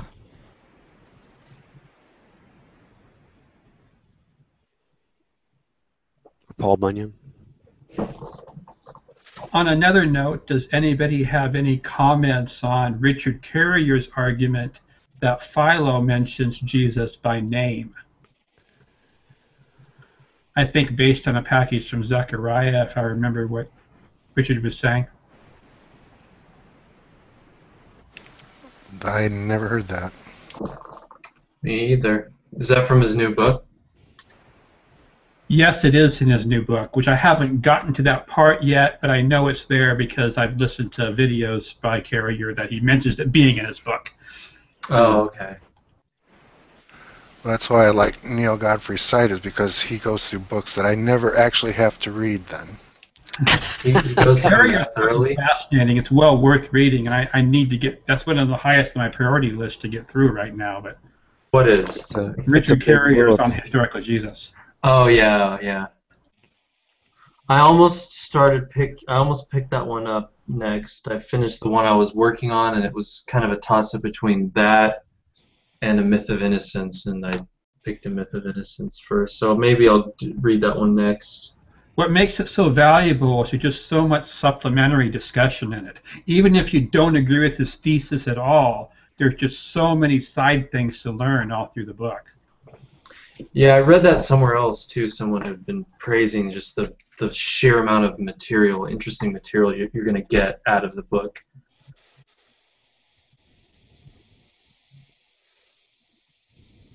I did read Proving History, though, and I just skipped over the math. Well, wasn't that the point of the book? I just took it for granted. I wanted to see what the conclusions were. Well, he's trying to teach you the method of applying Bayes' theorem to historical questions. Yeah, he did a good job of actually describing it in just basic human terms without the math, and that I understood, yeah. I really liked his book, Not the Impossible Faith, which was an answer to, I forget the other guy's name, The Impossible Faith. You know, that argument you always hear. Have you guys read it? I'm sure you've heard of it. No, I've heard about it, but it's on my to-read list. I don't own a copy yet, but it's on my to-read list. Well, basically, the other guy's book, The Impossible Faith, and again, I forget his name, sorry, but it's basically that argument you've heard a zillion times that, you know, the deck was stacked against Christianity from the get-go. You know, we have to explain this miraculous growth of this belief system, and the only way to do that is if Jesus really died and rose from the dead. And Carrier basically goes into the history and sociology and culture of the time and in that era, and says, hey, no, it's not, you don't have to appeal to that at all to explain the rise of this belief system at all. And I thought he did a really good job of it. That was J.P. Holding. Yeah, or whatever his name is. He went by a pseudonym earlier on in his career. That's what he wrote under, though, in The Impossible Faith. Then. Yeah, apologists like to say that, would you die for a lie? And then you have to remind them, well, we don't really know what happened to the apostles, and we don't really know this, and we don't know that. Yeah. And then they'll roll back and they'll say, okay, well, still, the numbers of people that actually converted per year over the time, and you're like, well, it's pretty much the same as Mormonism now, so it's not anything we haven't seen before. And it's one of those arguments that you have where it's Groundhog Day and you meet them again and you talk to them and they're like, well, would you die for a lie? And you think, didn't we just go over this? Yeah. Or the using the Easter appearances as like we have to explain the Easter appearances, like as if those appearances are just a fact of history and there's no doubt about it. Just, Or the how do you, typical one is the empty tomb. How do you explain the empty tomb? And yeah, I'm like, yeah, well, that's not an as if there eyewitness was, account. Yeah. right, exactly, yeah. They're just taking, they seem shocked when they realize that you're not just taking all these details leading up to the punchline to be Hmm. foregone conclusions. Like, wait, what? You think the Easter appearances may have been fictional, the account of them? Wait, you think there may not have been an empty tomb? Huh? And they're like, you know, What's Well, Dr. then how do you Price's favorite analogy where it's like, of course there's Emerald City. Where else would the Yellow Brick Road go? Yeah, how else can you explain the Yellow Brick Road? Yeah, Well, I don't. yeah, I that didn't is a read great. that book by Carrier, though. I did read Sense and Goodness Without God because the college I go to is Grand Canyon University online, and it's a Christian university. It used to be a Christian college. Isn't that where And James White went? I don't know. Maybe. I think I he don't think did it's go that there. old. I think he did But, attend there. but one of the requirements was you had to take the Christian worldview course. Everybody has to take it. So I used Carrier's book for my final. Got an A on it, though. Wow. Grand Canyon University, Reuben. Didn't James White? Yeah, James White. That's his alma mater. Cool. I'm in great company. For the most part, like the educational courses, it's just like any secular university, except that you have to interact with your classmates in forums. That's part of your grade. And that's when the stuff comes out. I mean, they're all very devout, most of them. Now, Reuben, don't you hold to like an Alexandrian originating Christ myth theory? What can I read to brush up on that? Because I know there's a bunch of different ones. Like, right, some come out of he came out of Jewish Gnosticism. There's a ton of like even the different Christ myth theories from what I read. Well, specifically about like the Alexandrian origin. The question I wanted to ask Tim, I was looking for a list of all the historical Jesus theories that were out there. I found one on Peter Kirby's site, and it wasn't, very extensive, but I thought there was on Neil's site that there was something similar to that, but I was never able to locate it. Do you know if there was one? He's got that new page now with the different authors, but that's modern. So I don't think he's got people like Drafts and. Let me take a look.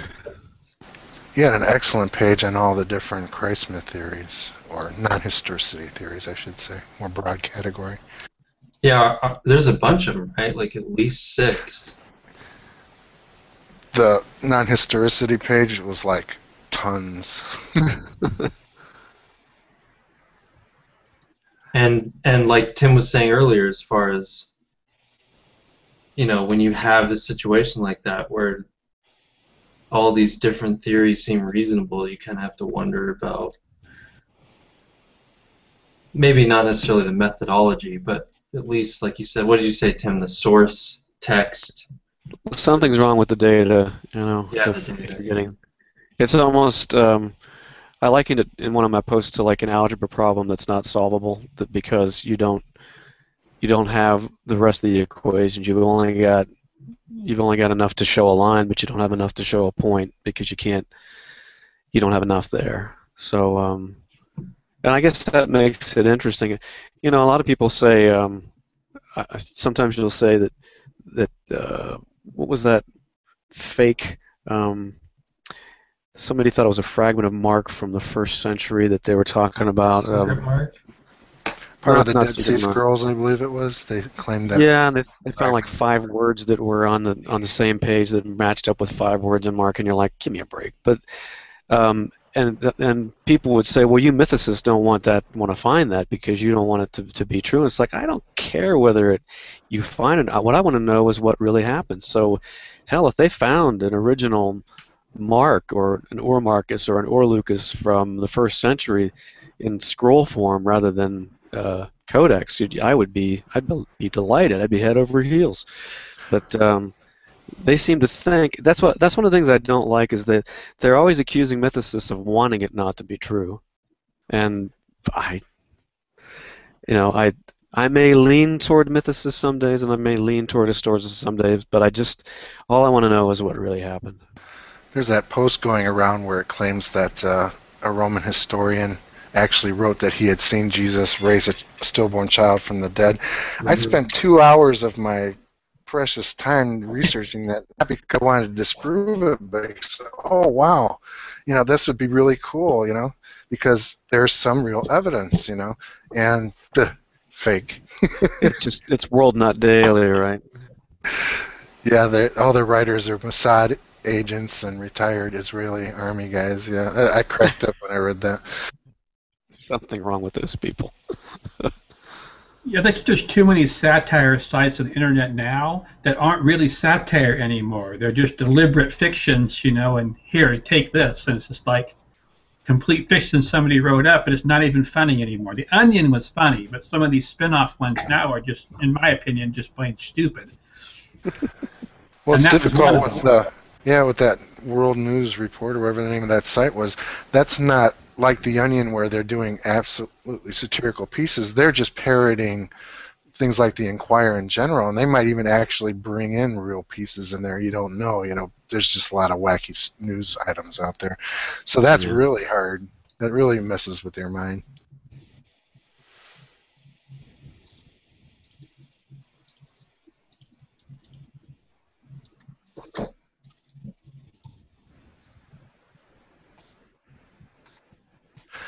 Another guy that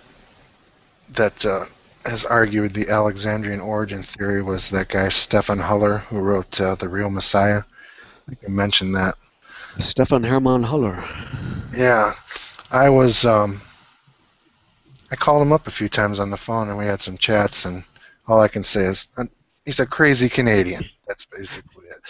Nice guy, though. Really nice guy. I liked him, but I was trying to help him with his Irenaeus book to see if I could get it for him into ebook format, and he would send me, okay, this is the final copy, and 2 weeks later, after I've been working on it, no, I got some revisions, I mean major revisions, and then he did it to me like 4 times, and I just gave up. I'm sorry, Stephen, I can't do that. Now, does Doherty argue for Alexandrian origins, or no? Not that I know of. No. Because I just did some Google search on like Alexandria, Christ myth, and oh wait, I don't know if this is actually by JesusPuzzle.net. There's an article on here entitled "Tracing the Christian Lineage in Alexandria." Well, there were Christians there. Nobody denies that. Well, it's talking about the begetting of Christianity. Oh, okay. I did not know that. I'll have to look at that. Here, I'll just. Well, we know there were lots of Gnostics there, quite early. I don't know if this is actually by Doherty. It looks like it's kind of like like articles by other people, possibly. Well, isn't the theory that Gnosticism in, say, places like Alexandria were pre-Christian, that they're actually Jewish Gnostics and other types of Gnosticism?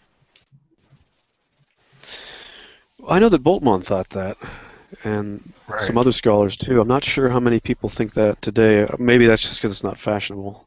And I think something happened when the Dead Sea Scrolls were found, and they were able to make a lot of excuses for what they found in John. That they said, well, look, we don't have to worry about this being a Gnostic influence. That look, we found stuff like this in the Dead Sea Scrolls. Yeah, didn't Boltmann argue that John originally came out of a Jewish Gnostic community? Yeah. That there's a lot of Gnostic influence there. But there also seems to be that layer of anti-Gnosticism, or at least anti-Doceticism there, to Yeah. say, look, feel my side. Look, I'm a real flesh and blood risen body. Yeah, last Yeah, week that's all right. Price was in here and he was saying that he thought that the Gospel of John was written and it was kind of straddling two communities, a docetic community and an anti-docetic community, and that's why the gospel we have is kind of trying to, Somehow split the difference. Yeah, split the difference or kind of ride the fine line between the two. But it seems like, I don't know, it seems like maybe there was an earlier form of it and then it undergone some correction or something. I don't know, it's hard to say. Well, there are lots of different theories about the sources and how they were put together, and some people think what we have is out of order. And in fact, I think in the Pre-Nicene New Testament, doesn't Price put in a different order? Yeah, he does. That was a lot of fun to digitize. I'll bet. Well, when I actually read it, I kind of thought that, well, I had some disagreements with him, but I had to let it stand because it's not my book. He has some interesting ways of translating it. It's like swings from very literal to very loose, then back to literal again, and I don't. Yeah, did you ever read that translation essay at the end? It basically lays out his strategy. And most of the time he just used, except for the New Testament, which, he had access to the Greek, a lot of other things he just went by commentaries and other people's translations and then wrote it the way he thought would convey the real meaning of it. Yeah, like he says all the time in the podcast too, like I forget the exact passage, but I think it's in John's Gospel. He says, I came from the Father, or something like that, and Dr. Price says, I just took it. I emanated from the Godhead. Yeah, I emerged from the Godhead. Like, took it even more extreme Christology translation. Very Philonic. Yeah. The spin-off Hangout that we have going from this one, Tim, we tentatively call it the Higher Critical Hangout, but we started calling it the Society of Biblical Scholars, SOBs. Scholarship, yeah. SOBs. And after we get through Gunkel, we have a few more Hangouts for doing Legends of Genesis, but we're going to be reading a book called Parables of War, reading John's Jewish Apocalypse. And the basic premise of this guy's book is that even the parts that are taken as Christian can be shown to come from a Jewish milieu. So I'm really waiting to read that book. So you guys are in the middle of Gunkel? Sorry? You guys have been reading Gunkel? Yeah, we're just going through Legends of Genesis, the little form critical part of I don't know, is it part of Genesis, the bigger commentary? Yeah, but was that ever translated into English? I don't think it was. Or maybe it was. I'm not sure. I mean, I thought it was on Amazon, the whole thing. I saw the whole thing in German, but I have not. I thought the copy I have was done in the 90s, and I think it's the whole thing, but maybe I'm wrong. If it is, the print version is probably outside my financial capabilities right now. I think I was lucky and found a copy that wasn't too crazy. Oh, here we go.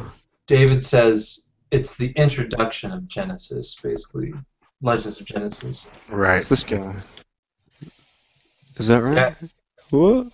Let me see. Yeah, that's it. That's all English. Yeah. That's the one on Amazon. Who translated that? Was it Mark Biddle? I think it was Mark Biddle. Yeah, Mark Biddle. Yeah. That's the whole thing. So yeah, Legends of Genesis, I think, is just a part of that. David says the introduction. Yeah. Yeah, because this goes all the way up to Joseph.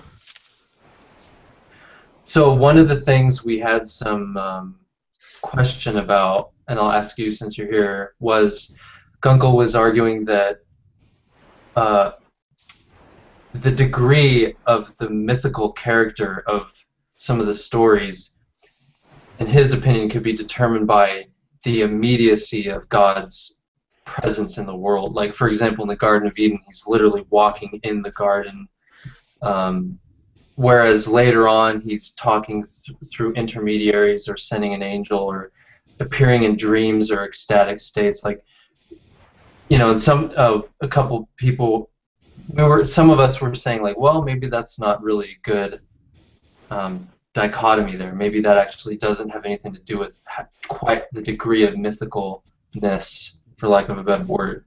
What do you think about that? The immediacy of God. Have you read Cassuto? There's a guy that Umberto Cassuto. He was a Jewish Italian author. Anyway, against the documentary hypothesis, and a lot of apologists will say this, is that, well, when the author, the single author of Genesis, wanted to talk about God being nearby, he would talk about Yahweh, and Yahweh, you know, Yahweh closes the door of the ark, and Yahweh walks in the garden and smells the, you know, he feels the cool breeze of the, very much smells the sacrifices, yeah, he smells the sacrifices, all that anthropomorphic stuff. But they argue that, well, that's because at that point they're talking about God being close by and talking to humans, you know. Whereas at the other end of the extreme, we've got Elohim, where you're talking about God being up in the sky, creating the heavens first and then the earth, and it sounds apologetic to me, you know, when they say that. And sometimes when the I think it's when the three men come to visit Abraham, and are we to understand that this was God that was there, or later on do we understand that those are angels that were there? Because afterward it says I actually saw God and lived, you know. So I think what you've got is multiple traditions and multiple documents that had different conceptions of whether God was immediate or whether God was you know, an unknowable, ineffable presence that had to have intermediaries like angels come and talk to us. But I don't know. What do you guys think? From what I've read is that... Sorry. Go ahead, Path. Yeah, go ahead. Well, I was going to say that the concept of having God be present in the narrative of Abraham with his guests is completely a completely Christian argument. Because Sorry, it's not. say that one more time. I was saying the concept of God being present with Abraham and his guests is a completely Christian argument. Because not present in the text. But there's also the point where what's her name? Abraham, Sarah, and Sarah's the mother of Ishmael. It seems that she's talking to an angel, but then afterwards she says, "I've seen God and lived." Yeah, I agree. But if we bring it back to Abraham, the argument that's being made is saying that Abraham's guests, the three guests, were actually God incarnate, is because the only argument is made is that the fact that he calls him, and I quote, Adonai, i.e. the Lord. Mm-hmm. But in the same chapter, at least the chapter beforehand, Sarah calls Abraham Adonai. So if we're going to make the argument that Abraham saw those three guests as God, based off of the word Adonai, my Lord, then Abraham will be God. Then we're going to have to say that Sarah believed that Abraham was also the incarnation of God. Well, sure, but getting back to the anthropomorphic God that's in the garden, you know, that seems to be present in the garden as a being, you know, not as a God that's unknowable or unreachable, or somebody that needs to have intermediaries or needs to have some sort of agent to do the work. Like in the first creation story where Elohim moves across the waters, and his utterance, the voice, is almost like that's the intermediary between a God that doesn't change, that's eternal, and something that isn't eternal. You know, how does the eternal God that doesn't change and is perfect affect the world? So the idea that these intermediaries have to be there, I think, comes from that notion that God becomes more and more elevated to something that is not somebody that can actually move directly in the world, because it would be beneath him, or it would be not impossible for him, but it would be not within his character.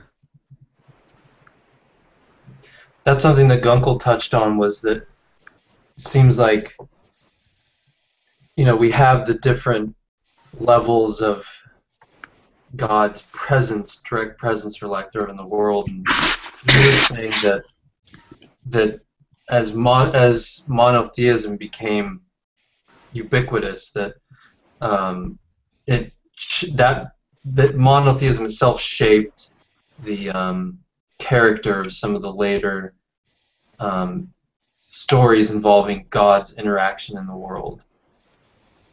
That he said, he didn't really go into much detail, but he said that monotheism itself was responsible for that move away from, you know, God being physically present in the world, to where later on he's just appearing through prophets or dreams, or, you know. I don't know if that's necessarily a concept of monotheism, though, because monotheism kind of like in various schools of thoughts and various traditions, spirituality, religions, manifests in various different ways. Mm-hmm. So define monotheism as saying, like, oh, it's completely antithetical to an incarnation of God, would to say that, like, Akhenaten's cult wasn't monotheistic, or Christianity wasn't monotheistic. We could, like, as a monotheist, maybe one could argue that, but I mean, to say it's not inherent in monotheism would be just not true. Yeah, I think the key is not monotheism, but that concept. I think the key is transcendence, not necessarily monotheism. So it's saying that God transcends matter and transcends time, and so it's even to the point of saying, well, you can't define God, because defining God means to put borders around him, to put a fence around him, and that. And pardon? I would say limitations. Yeah, limitations, right. So if you limit God, then you can't define him, you can't limit him, otherwise he's not transcendent and omnipotent and omnipresent. But I think that gets into the problem of okay, if he's omnipotent, omnipresent, unchanging, and transcends time, then how does he interact with us?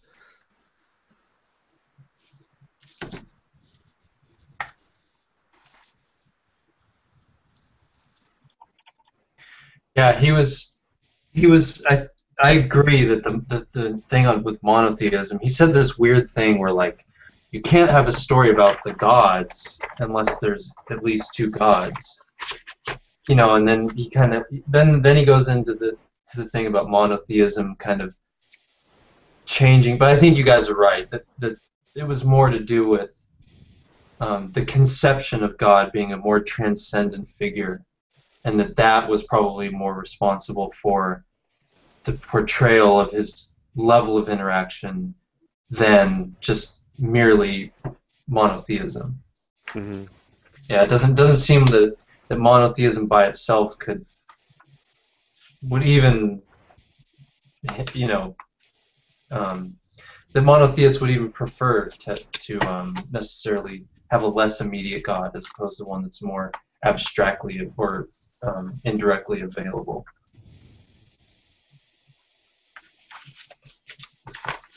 Anyway, yeah. Sorry, go ahead.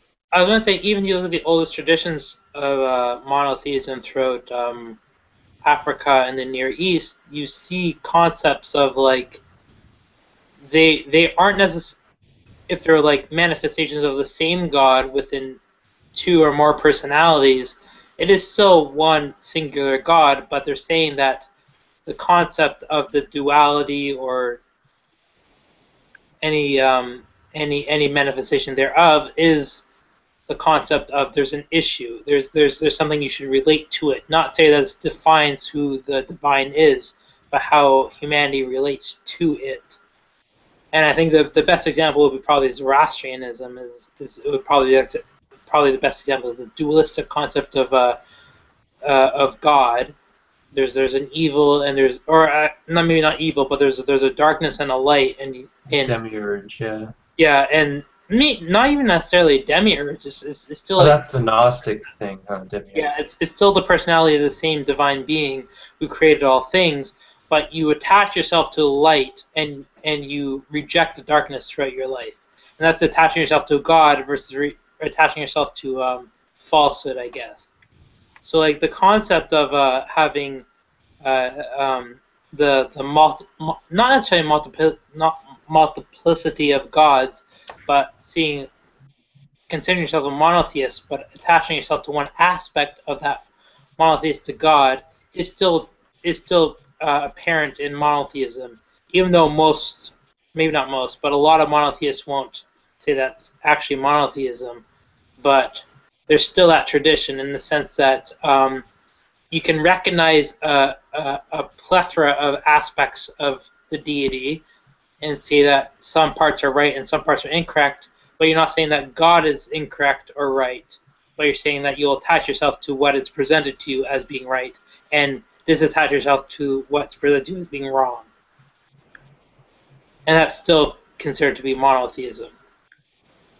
Even though you're not necessarily attaching yourself to one aspect of the deity, you're attaching yourself to the other aspect of the deity. So you're not rejecting the deity, but you're considering one aspect is right and one aspect is wrong. Does Gunkel come down on whether he thinks that the Hebrew faith was henotheist at that time, at the time of the writing of Genesis, or whether it had already passed into monotheism, or does he think that maybe in the priestly source there are already full-on monotheists that deny every other god? Well, it seems like he hasn't come down on it yet from what I'm reading. He later on, towards the end, he goes into the different sources and how they play into his form-critical approach, so he may address it more clearly then. But he does say, even in the introduction, that monotheism had and some kind of effect on all the stories we read. That all of them had been passed through the filter of monotheism, and we're reading them, all of them, in that filtered state. So he does argue that the final editor that put them all together was a full-on monotheist. I guess that would be the point, yeah. Because when you get to Exodus, and at least parts of Exodus, you get the feeling that we're still talking about a Lord of Hosts, and I don't know. It's or like with the Decalogue with. What about the 70 nations and Yahweh picks one of them? Yeah. The God of Elohim is, he's overseeing all of the 70 nations. And Yahweh picks Israel. That seems henotheistic rather than monotheistic. There's two issues out of the documentary hypothesis. One I won't address on, but the other one is the fact that it only mentions the documentary hypothesis is only based off of two names of God. One being Yotei-Wahai and the other one being Elohim, but it doesn't address upon all the other names of God that's mentioned in the 5 books of Moses. Yes, it does. Yes, that's only one criteria that was used. But it also talks about El Shaddai, and some sources like to use El Sabaoth. They're different. The different Ale epithets. So I agree with that, but I'm saying as a monolithic approach to the text, there's not seeming to be a consistency as to what applies to what and what applies to the other. I'm still pretty well. I mean, I've read a lot of the criticisms against the documentary hypothesis on both sides. Some of the later scholars that have come out recently who think all of it is pretty late, which would also be a problem for the documentary hypothesis if we're saying that J is a lot earlier, say, than P or D. You know, the people who are minimalists will say, well, it's all post Babylon, and it's like I don't know about that. It's kind of hard to imagine that. Yeah, I think that's right. But as far as where the documents get split, I mean, you could make a lot of good arguments about that. Some people are too precise in saying, and it stops right here at verse 4a, you know, and then the next one picks up. I think that's really hard to do, and they're kidding themselves if they think they can. But I think a lot of it is just it's just common sense. We're clearly dealing with different sources in certain places, and whether they're fragmentary or whether they're documentary, I think you can argue that. I mean, some people would say that. I think there was a recent book. Was it the end of the Yahwist? The Yahweh, whatever happened to the Yahwist? Because it does seem to be more and more difficult to say what's J and what's E, and I think a lot of scholars have even said I'm not even sure there's an E, but I think there is a clear division there of different sources and how you want to identify them. You know, that you could argue, but I don't think you could ever argue that the Pentateuch is the work of a single author. Maybe Farewell a single. to the Yahwist. Yeah, Farewell to the Yahwist. That's what it was. Oh. Have you guys heard or read anything? Because I can't find anything on it. Wybray is one of the scholars. He wrote in the late 80s and he was critical of Wellhausen's methodology to labeling the sources, and he talks about, apparently, I haven't actually read his books, I've just read stuff that he thought through other people, and he talks about the supplementary hypothesis. Have you guys heard about that? And then the fragmentary, you already mentioned the fragmentary. What was the first one you said? Supplementary hypothesis. Supplementary, yeah. Where it's more like an accretion of text versus right. There was a lot of different. There was a single original book, and then it was supplemented over time with additional stuff, and even some deletions too. And then the fragmentary would have been even more sources than the four and the redactor from like Wellhausen's view. It would have just been a whole slew of different stuff put together from all kinds of different sources. And that's a fairly old theory too. That's been around for quite a long time. Yeah, I totally agree with you though. On and John was saying earlier, when you get to use John's word, so atomistically detailed in how they're labeling the sources. Like, you know, a while back he was showing us, he did the coloring the Septuagint with the whose sources were they? John, if you're still there. I don't think it was Wellhausen's sources. I think it was Otto Eisfeld's sources, I think.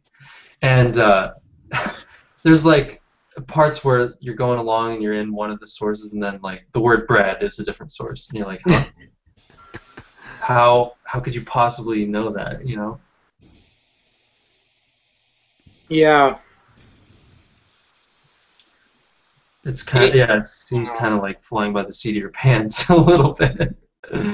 Yeah, I was reading through the flood story really carefully recently, and there's the place where you've got the three doves go out, or the dove goes out 3 times, and that's really closely parallel with what you see in the Gilgamesh epic, where Utnapishtim sets out 3 different birds, but we have 3 birds that, and pretty much the same thing happens. It goes out, flies around, doesn't find anything, goes out, finds something, comes back, then it goes out and never comes back.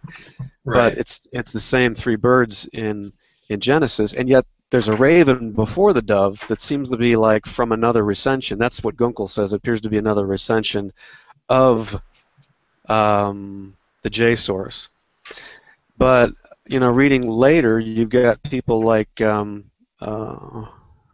am I thinking of?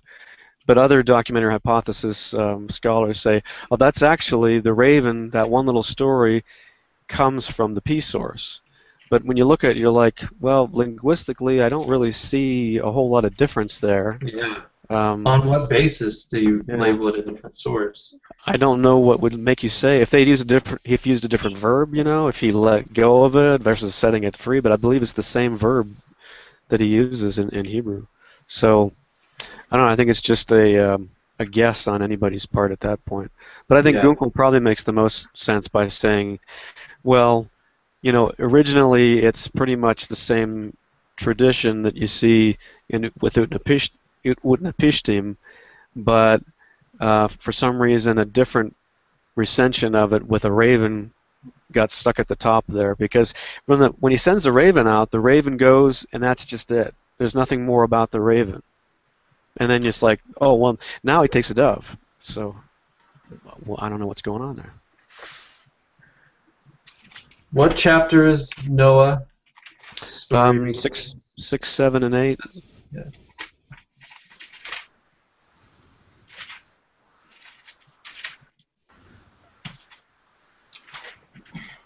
Yeah, to me, that's the shining example to me, that's one of the big convincing things of some kind of multiple source hypothesis. Not necessarily the documentary hypothesis as Wellhausen developed it, but the Noah story in general. There's just so many things happening multiple times. Just kind of Doug. Yeah. Can you explain it to me? Because I've studied documentary hypothesis in the university for a few years, but I'm still trying to figure out. I understand Genesis.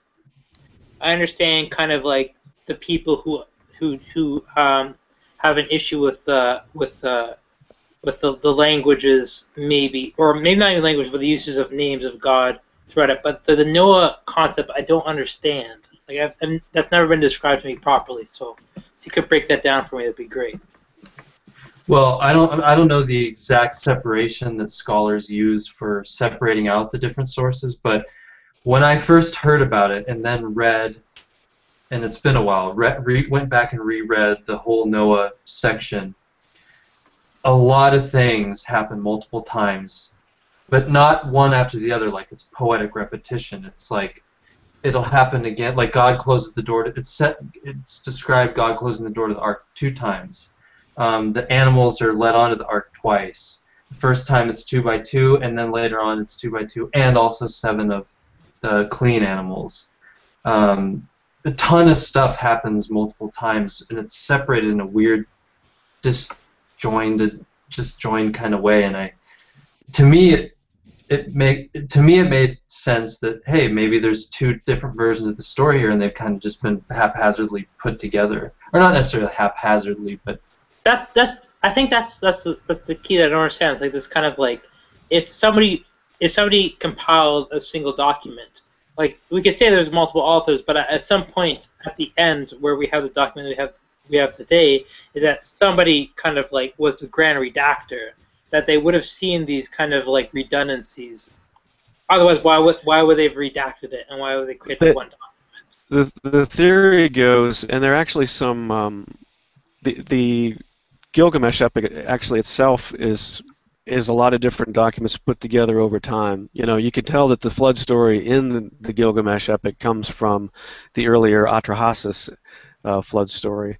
So, and you can see over time how not only do things change, but as they bring in different documents or different sources, there's a reverence for that earlier source the later you go, because they think, well, that's an old source, I'm not going to change it. So when theoretically, the redactor that brought in P and J to form the flood story had a reverence for that text that already existed and said, well, I want to tell both stories, but I'm not going to change what they've said. So at the point where J says they all died, I'm going to say they all died, but where P says they all perished using a different verb, and each time when P says died, he says perished, uses a different verb, then you can see that they left it intact. I mean, we today would say, well, why didn't they just kind of like dovetail it together, tell the same story, and then iron it all out so you couldn't say the difference because you have a redactor.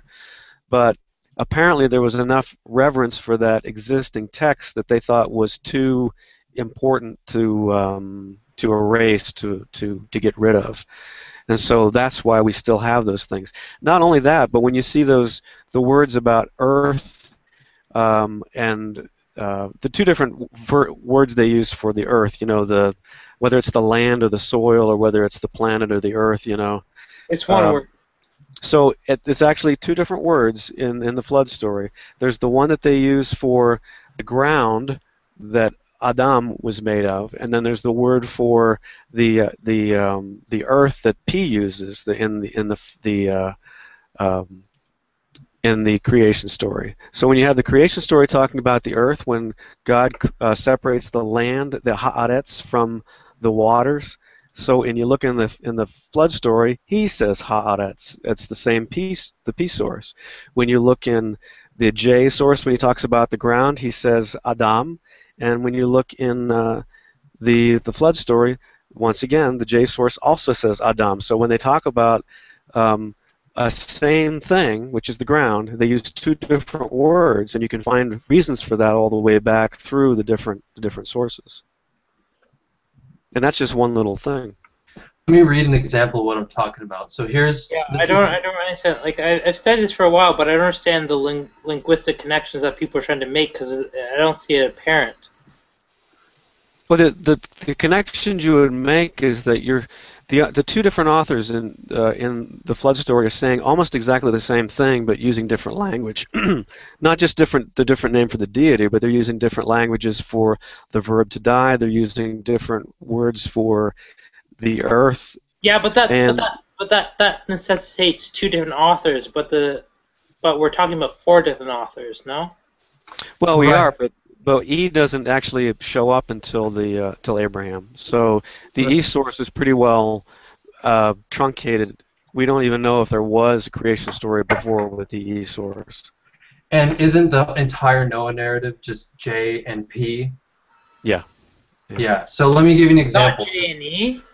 No, just J and P. Well, according to Wellhausen, when the redactor got a hold of J and put it together with P, J and E were already combined. So if you read Wellhausen, he always says JE, but he means the combined sources of JE because there's already been a redaction taking place. Okay, I didn't learn that. Yeah. Okay, thank you. Yeah. Let me give you an example of some of the stuff I was talking about. So here's from Genesis chapter 6, verse 5 through 8. The Lord saw the wickedness of humankind was great in the earth, and that every inclination of the thoughts of their hearts was only evil continually. And the Lord was sorry that he had made mankind on the earth, and it grieved him to his heart. So the Lord said, I will blot out from the earth the human beings I have created, people together with animals, and creeping things, and birds of the air, for I am sorry that I have made them. But Noah found favor in the sight of the Lord. So that's Genesis chapter 6, verse 5 through 8. Now here's Genesis chapter 6, verse 11 through 16. Now the earth was corrupt in God's sight, and the earth was filled with violence. And God saw that the earth was corrupt, for all flesh had corrupted its ways upon the earth. And God said to Noah, I have determined to make an end of all flesh, for the earth is filled with violence because of them. Now I'm going to destroy them along with the earth. Make yourself an ark. So you have the Lord saw that the wickedness of humankind was great, and blah, blah, blah. Everything was evil. Earth was corrupt. And then the animals by pairs. Take with you 7 pairs of all clean animals, the male and its mate, and a pair of the animals that are not clean, the male and its mate, and 7 pairs of the birds of the air also, male and female, to keep their kind alive on the face of the earth, of all the earth. Then that's chapter 7, 2 to 5. Now here's chapter 6, 9 to 11. And of every living thing of all flesh you shall bring 2 of every kind into the ark, to keep them alive with you. they shall be male and female. Of the birds according to their kind, blah, blah, blah. So like, for example, there's the Lord plans the flood. So we have two separate things of that. Noah's special status, Noah's favor in the eyes of God. We have two separate accounts of that, separated by many verses. And, taking the animals onto the ark. Which animals are you to take, and how many are you to take, and blah, blah, blah, blah. Same thing, separated by many verses, but two accounts of it. Beginning and duration of the flood, same thing. Two different spots, but it's the same topic. The end of the flood, God's promise never to flood the earth again, and so on. So all these things happening two times, but all in different language. So I'm not saying that this is the only possibility. I'm open to any possibility. I'm just saying, to me, it looks to me like there was, and I don't read Hebrew, so I could be totally wrong about this. So you're saying there's a redundancy? It seems to me like there's two stories. Like, someone had done it, and I forget who it was, but they took out the J source and what they had called the J sources and took them out, and then the P sources and took them out. And you have two complete flood narratives where you're not missing anything, really. I mean, actually you're missing some in J. Oh, you are. Okay. But Wellhausen actually says that when there's something that he's willing to get rid of, the redactor will drop it from J. P is always complete, but J may be missing something. So you don't have. I think you only have one thing about the ark coming to rest on the mountain. I could be wrong there, but you only have the appearance of the rainbow once. You don't have it in both, but it's a very rare thing. And when you do see it, it's almost always J that's gotten the short shrift. It's like, well, if I'm going to throw anything out, I'm going to throw J out, and that could be because J was slightly different and you didn't want to put it in, or we don't know. Maybe J just didn't have it. It's hard to say. So, but another thing you saw there when you were reading the animals 2 by 2, male and female, and the female and its mate are, it's like man and his wife if you look at the literal Hebrew. So when I believe it's when J says it, the animals, the man and his wife, but when P says it, it's male and female, and that's also the same when you go back to the creation story. Male and female created he them. That's male and female, not man and his wife. And it's not just the fact that they're different, but they're different consistently throughout the text. Now, that's one problem I kind of have with the redactor theory, because on the one hand, they're arguing we have these doublets and repeats because the text was considered scripture and couldn't be gotten rid of. But on the other hand, they're getting rid of stuff.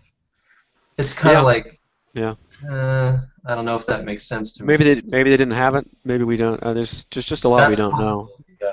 But then if you don't believe in the documentary hypothesis, you kind of have to explain. How do you explain, if there is one author, what is he doing? Why is he repeating himself with different language? So if he has a point with that, then what is it? That's what I was telling Pat. Like, I'm not 100% on this idea. I'm just saying, to me, so far, based on what I've read, which is admittedly very little, that makes sense to me that we have a kind of a bringing together of two separate accounts with maybe some editing too. Now, I'm open to any alternatives. I'm not decided. I'm not settled on this issue. It's just that from the little I've read, that makes sense to me. That's all I'm saying. On my screen share, I'm showing the sources according to Richard Elliott Friedman. And at the bottom of every page is all the different sources listed, so that every page you can have a handy reference. That's a nice scan. Did you do that? What's sorry? No, actually, I got the book from the library, and then I color-coded it into the JPS 1917 version. Wow. So it was a PDF created directly from electronic text, so I wanted it to look really good. Yeah, my copy's awful. Now, I've got it in print, but my electronic copy's awful. I had heard, and you might know more about this, Pat, but I had heard someone said that it's possible that this kind of repetition is actually an intended some kind of poetic or literary device, basically. I don't know if the Hebrew elucidates that better. I'm not sure, but I've heard that. So that's also a possibility, because the concept of taking the Hebrew scriptures at face value is not necessarily taken as it's not serious. It's not. So to take the Hebrew, take the Torah as face value isn't necessarily something that we would do. I mean, that's specifically talked about saying something you don't do, like at least 17 to 1800 years ago. You just don't do that. You have to use like methodologies of elucidation or exegesis to understand what it's talking about. But to talk about things that are outside of the law, specifically about narrative, that's up to the individual. Like, it's not like that's why I have trouble talking to Christians, because they're talking about like things that happen between Genesis 1 to Genesis, like, I don't know, 9, and saying like these are literal things that happen. I'm like, it might be, but like it might not be. Who cares? Like it makes no difference to the situation. It might be allegory. So like, what's the issue? So to talk about the flood narrative, like, as for me personally, as someone who studied it, I don't really see a contradiction.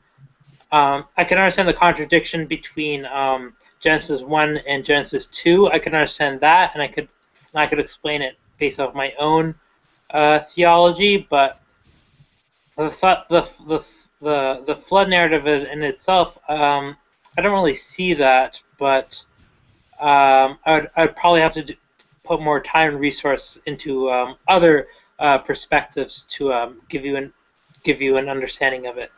Because I could explain it from my standpoint, but I wouldn't be addressing from the standpoint of somebody who believes that it's constructed. So sure, and I've studied the documentary epistles for a while now, but I've mainly studied it from the basis of I would say from the core of the Torah, which would be from more or less the Exodus, Leviticus, Deuteronomy, or Acts of Leviticus, Numbers, and Deuteronomy.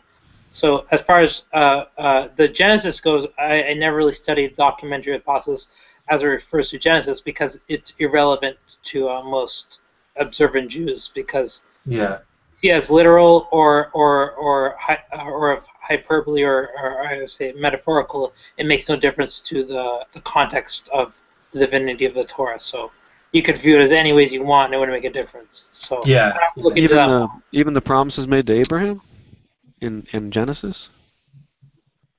Sorry, say again?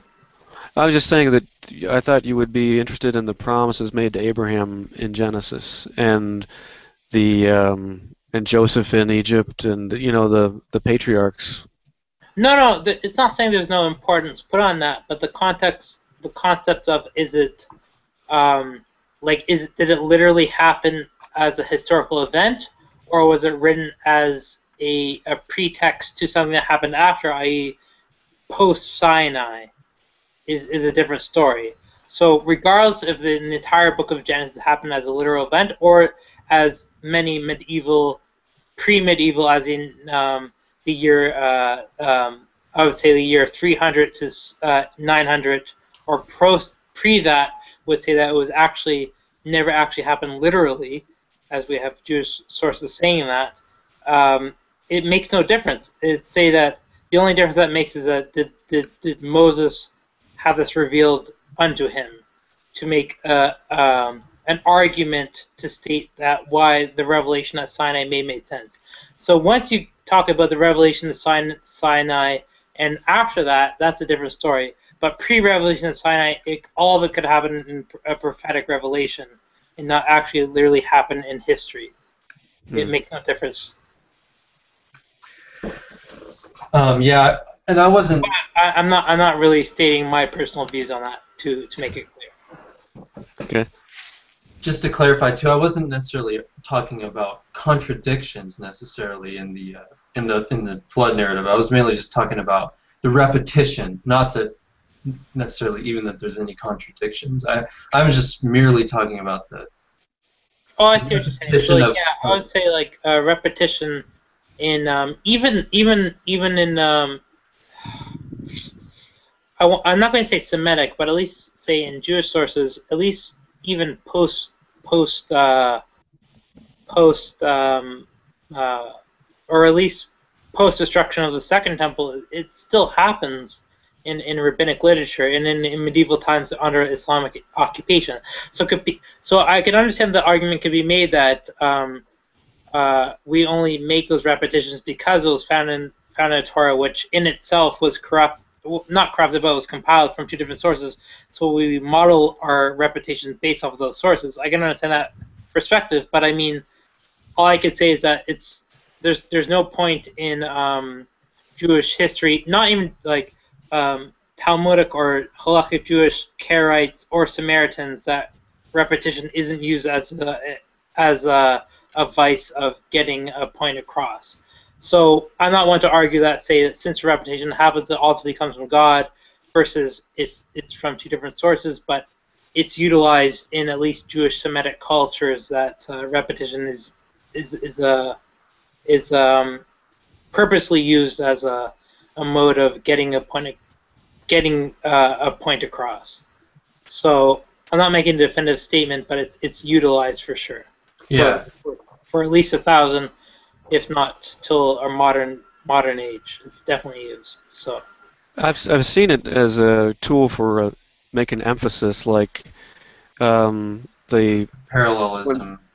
like when Matthew does the prophecy of the foal of a donkey, and he misunderstands that as being two animals and tries to have Jesus straddle the colt and the donkey. It's like, no, it's not what he's talking about. But and you see it in poetry too. But I don't think we have situations where it goes on for chapter after chapter like in the flood. I think the flood is an interesting and different. Is a different thing that's going on there. Not repetition for emphasis, but repetition for focus and emphasis, if anything. Right. I think that's consistent with the traditional Jewish narrative too. The concept. Yeah, I think that's what Casudo says. I think literalism, as someone who does not adhere to a documentary hypothesis and who adheres to who is a believer, I guess you could say that. Literalism should not be taken with, for sure, within the first few chapters of Genesis, if not Genesis as a whole. Literalism would be dangerous and is not the point of the text. Yeah, what struck me about the flood story was like Tim said, that I forget what they call that. It's like synthetic parallelism or something, where you say a donkey, the foal of an ass. So you're emphasizing the same thing again. But in the case of the flood narrative, it doesn't seem like it's a poetical device. It seems it's two different things, and they're separated by sometimes 20 verses or more. Well, the other thing is the narrative has moved on, and then all of a sudden we're back to the concept of the way the universe is laid out. The way P thinks of the universe is like it's a bubble with the firmament and the windows opening in the firmament and the wells being broken up from underneath, so that the habitable world is like this blister that we live inside of. Whereas in J, it just rains. When J says it starts to rain, it rains, and it rains for 40 days and 40 nights. But when P talks about it, P talks about it's like a cataclysm. In fact, deep opening up. In fact, with P, I think probably Gunkel mentions it too. It's like the creation story is being unraveled. So when P talks about the creation, God is separating, taking chaos and separating the dry land from the sea.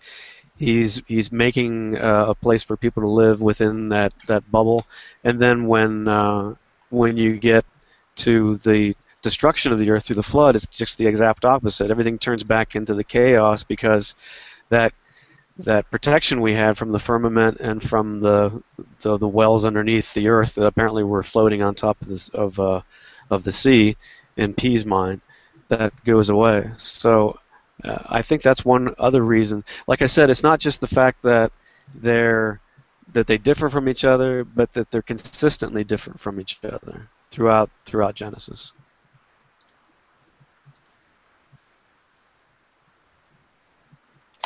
Anyway, what I did, Path, was when I heard about the documentary hypothesis and I heard an example specifically of the flood narrative, I immediately went back and read it right away, and trying to keep that in my head and just seeing what I thought about it.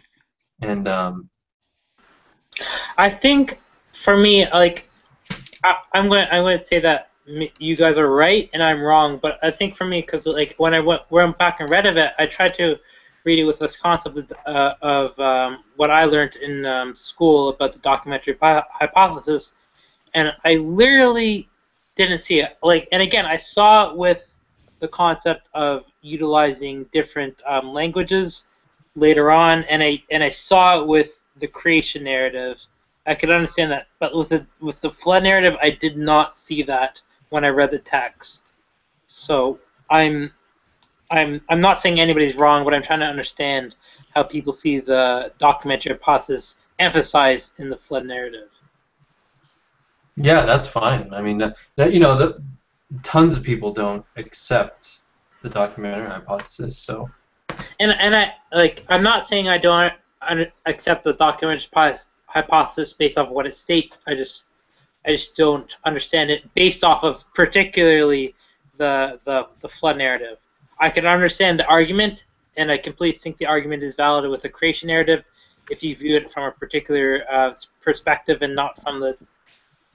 And again, I'll be boastful, not from the Talmudic perspective of creation, and from the rest of the idea about the language changing and the names of God changing. I can understand it as well. It's completely valid. But specifically when it comes to the flood narrative, I'm having a little bit of trouble. Nobody's really explained that to me well about the conflicting narratives. The other thing and is a lot of people bring about the concept of the Epic of Gilgamesh, and a lot of people bring out the concept of Nu in Kemet or in Egypt as being parallels to the same narrative. And I would just say from like a person who believes in the text, and I don't believe it is a worldwide flood, but I believe it's a localized flood. It would make sense that both in Sumer and in Kemet and in Egypt they would have the same. They have the same text, but in a little bit different narrative, since as we believe the flood text wouldn't be written probably till a few thousand years later, at least 2,000 years later. So if there's any divergence or any similarities, it'd make sense. So the other differences between P and J and the flood would be the idea that P doesn't think that sacrifices are appropriate yet, because P isn't going to talk about sacrifices until we actually have the tabernacle. Oh, okay, yeah. So that's why we have 7. Yeah, I understand. Yeah. J has 7 animals because J thinks we always knew what the real name of God was. We always knew that it was Yahweh. P says no, that was a great spectacular revelation that Moses had in the burning bush at Sinai. So when God says your fathers knew me before as El Shaddai, or your fathers knew me as God of Abraham, God of Isaac, but I tell you my name is Yahweh. So that's the first time that we've heard. So there's no way that for P he's going to allow the fact that there's going to be any sacrifices. But J says no, there've always been sacrifices, local shrines. You see it all the time in Genesis. Somebody sets up a shrine, sets up some rocks, kills some animals, has a sacrifice. And whereas P, in P and in D also, there's this idea that no, there's only one place that's lawful to sacrifice, and that's before it was the tabernacle, then it was Shiloh, and then it moved to Jerusalem, and that's it.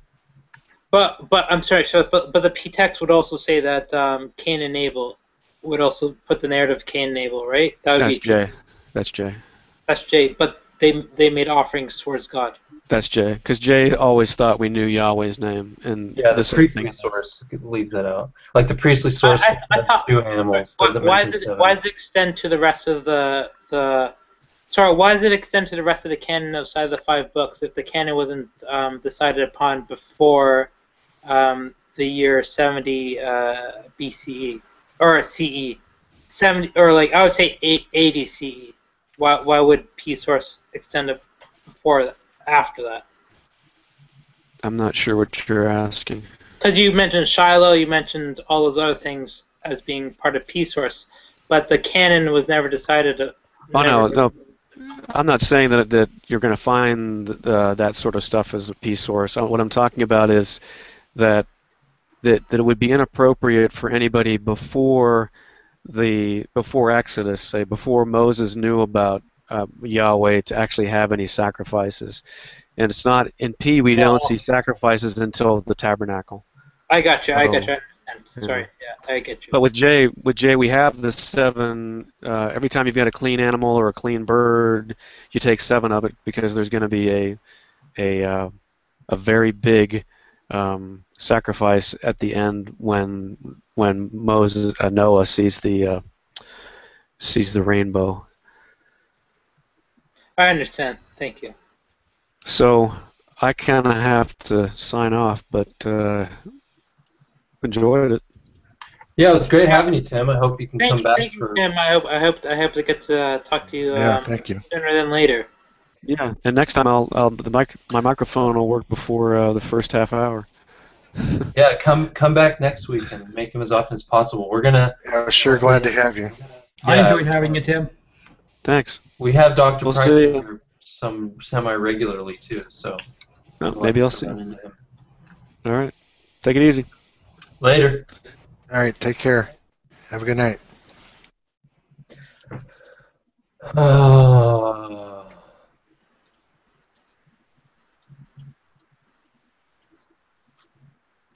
Yeah, that interactive thing that Wayne posted is really cool. There's a lot of people in here, but I think that you and me are the only people interacting. Most everyone else is listening. I do that often. Yeah.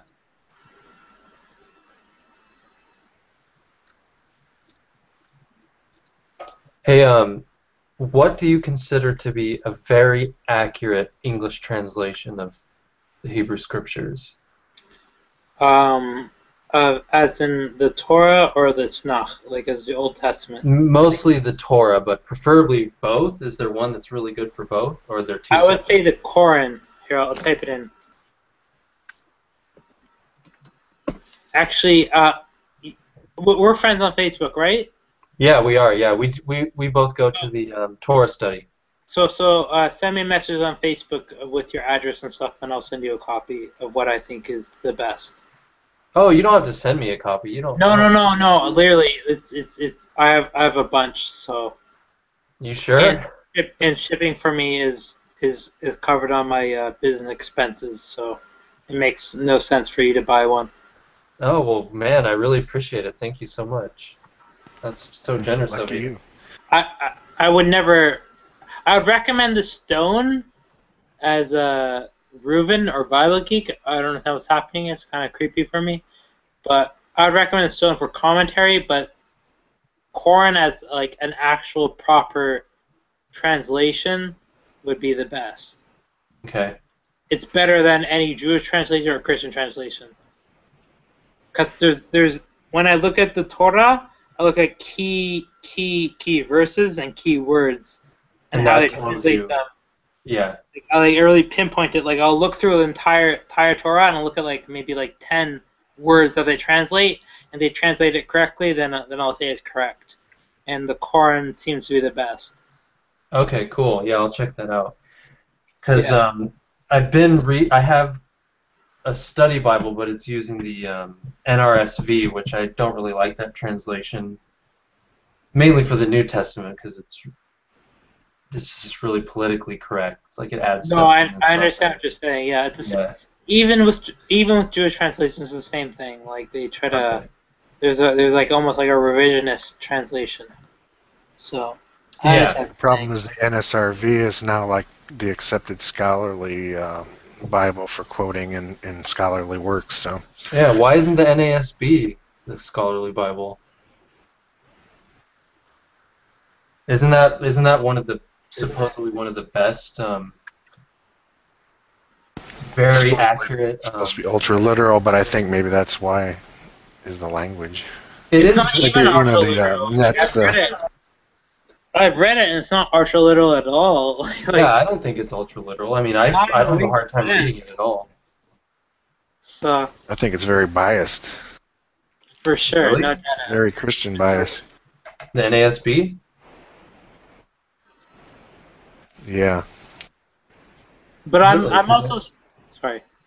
Oh, go ahead. I'm sorry. I'm almost extremely biased because I don't accept. Well, I do accept because I have to. But any time that the 5 books of Moses refers to an angel and they say it's an angel, I don't accept that as being true, because the word for angel literally means messenger. So it could mean a metaphysical being, i.e., as how English would say an angel, or it could be just like a flesh and being person. So it's hard to say what's an accurate translation, what's not. But on my understanding, like for instance, when Jacob wrestled with literally a messenger, or when Abraham met 3 messengers, I would say those were human beings and not metaphysical beings, representative of God, but they were prophets maybe, or just people. So it's I understand. I'm obviously not under the I'm not in a council of people who translate Bibles, but for me that's a big issue when you say that every time a malach in Hebrew, a messenger, is an angel, means a metaphysical being, and you translate it as angel is literally an angel. That's something I have an issue with, because plenty of times it could just be a flesh and bone human being. Yeah, so you're saying a messenger's a messenger, right? Like that's what it means. Malach is a messenger. So, in traditional Judaism, dating back from 900 or 800, 900, 1,000 years, 1,500 years, we view those things as being human beings. So, when you translate it as an angel, that's putting your doctrine into the translation. So, and it really represents in Christian translations a lot, which I find an issue with. So, especially with Abraham. So, is there a concept in Judaism anywhere of, like, I'm just going to use the word angel because that's my English way of. Well, I'll just use messenger. Yeah. I'll say messenger. Yeah, for sure. Is there any Jewish conception of messengers ever kind of being an aspect of God, like almost kind of being God in another form? I would say 100%, because God, as we view it, and I'm completely biased, and we could talk about this another time, maybe in an interfaith hangout, but 100% that God as a supreme being could never manifest himself in reality, because God creates space-time, right? So the concept of God revealing himself in space or time would be a messenger. And to put a different perspective, it's like it's obvious. So everybody understands the differentiation between Judaism and Christianity as far as the revelation of God, but it's also the differentiating between Judaism and Islam, because Islam believes in 99 names of Allah, which Judaism would say is completely correct. Allah has those 99 99 names, and we accept those. But we would say that those 99 names aren't names of Allah. So Muslims will say that Allah is an unknowable, unphysical, unmanifestable being, and he has 99 names. And whereas Judaism would differentiate, would say that God, Hashem, YHWH, has no being, has no likeness, has no limitation in any way, in the same way as Muslims would, but he has no names. And the only names or references made in the Torah or the Tanakh are specifically made so that man can emulate him. Because a commandment in the Torah, one of the 613 commandments that a Jew has to follow, is to emulate the ways of God. Mm-hmm. So anytime that God's mentioned in the Torah or in the rest of the Hebrew Bible, it's not a representation of God, but it's a representation of how man should act. Okay. So if it says in the Torah that God is merciful, he loves his people, he's slow to anger, he's abundant in loving kindness, and all this stuff, etc., etc., etc. He's jealous in front of other gods. It means that an individual mortal human should act in those ways. It has nothing to do with the reflection of who God is, but more so a reflection of who humanity should be. Okay. Yeah, I think that makes sense to me. Basically. So as far as the Jewish perspective is, God isn't defined in the Torah, and he isn't defined in Tanakh. What is defined is how a man should act. Okay, so the God you interact with is a model for human behavior. Exactly. So and I think that relates to what I was saying. Is like if you look in Islam, they said the model person you should even in Christianity, the model person you should emulate in Christianity would be Jesus, and the model person you should act in Islam would be Muhammad. But in Judaism, the model you should not interact, but reflect is God. So anytime God is mentioned in the Torah or he's mentioned in the rest of Tanakh, that's who you should emulate. You should not emulate Isaiah. You shouldn't emulate Ezekiel. You shouldn't emulate Jeremiah, Hosea. You shouldn't even emulate Moses because he was flawed. The only person you should emulate is God. So whenever God's mentioned in the Torah or Tanakh, that's the character traits that you should emulate. Gotcha. I've never heard that before. That's interesting. So that's how but I mean that's a different discussion. But that's how we differentiate our monotheism versus other religions. Concept of monotheism, because anytime God's emulated in our scriptures, it's not a concept of God. It's more of a concept of man. Because God cannot be described. So if God's described, that's how man should act, not who God is, but how man should be. So that's a little bit of a difference between other monotheistic religions. That relates to our scripture, i.e., Islam and Christianity. I hope you don't find this particularly offensive at all, but I find the idea of emulating God to be incredibly pretentious. I mean, nothing for Jews specifically, but as an atheist, I tend to think of it that is, if God does exist, there's no possible way human beings, as infallible creatures as they are, could ever hope to be able to live up or to emulate God and all of his or her or it or they or whatever glory, and all the schemes which God or gods or they or whatever it is actually are. So to me, I find the entire idea a sort of exercise in futility. That's my perspective. I completely agree. As an adherent Torah Jew, I would say that's the point of it. It's the concept of you would say it's futility for a man to try to emulate God, whereas an adherent Jew who maintains the Masorah, the tradition of the past 1,300 years, would say that it's complete futility to say that this is how God acts. So what we would say is exactly what you're saying, is the idea of like, if God were to be described in quote-unquote revealed scripture, it would be only to say that this is how man should act. So we wouldn't say we're emulating the divine being. We would say that the divine being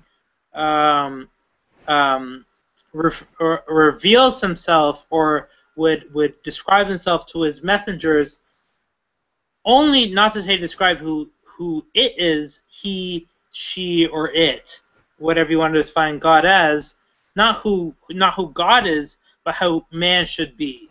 So you would say, so like you're saying, like it's kind of arrogant that God could reveal himself in these confined concepts, but it's not that God saying that this is who God, whether it be he, she, or it is, but more so who man should be. The adherence to this deity. So anytime God is revealed throughout our scriptures, it's not understanding who the deity, the supreme intellect is, but exactly who the people who adhere to the scripture should act.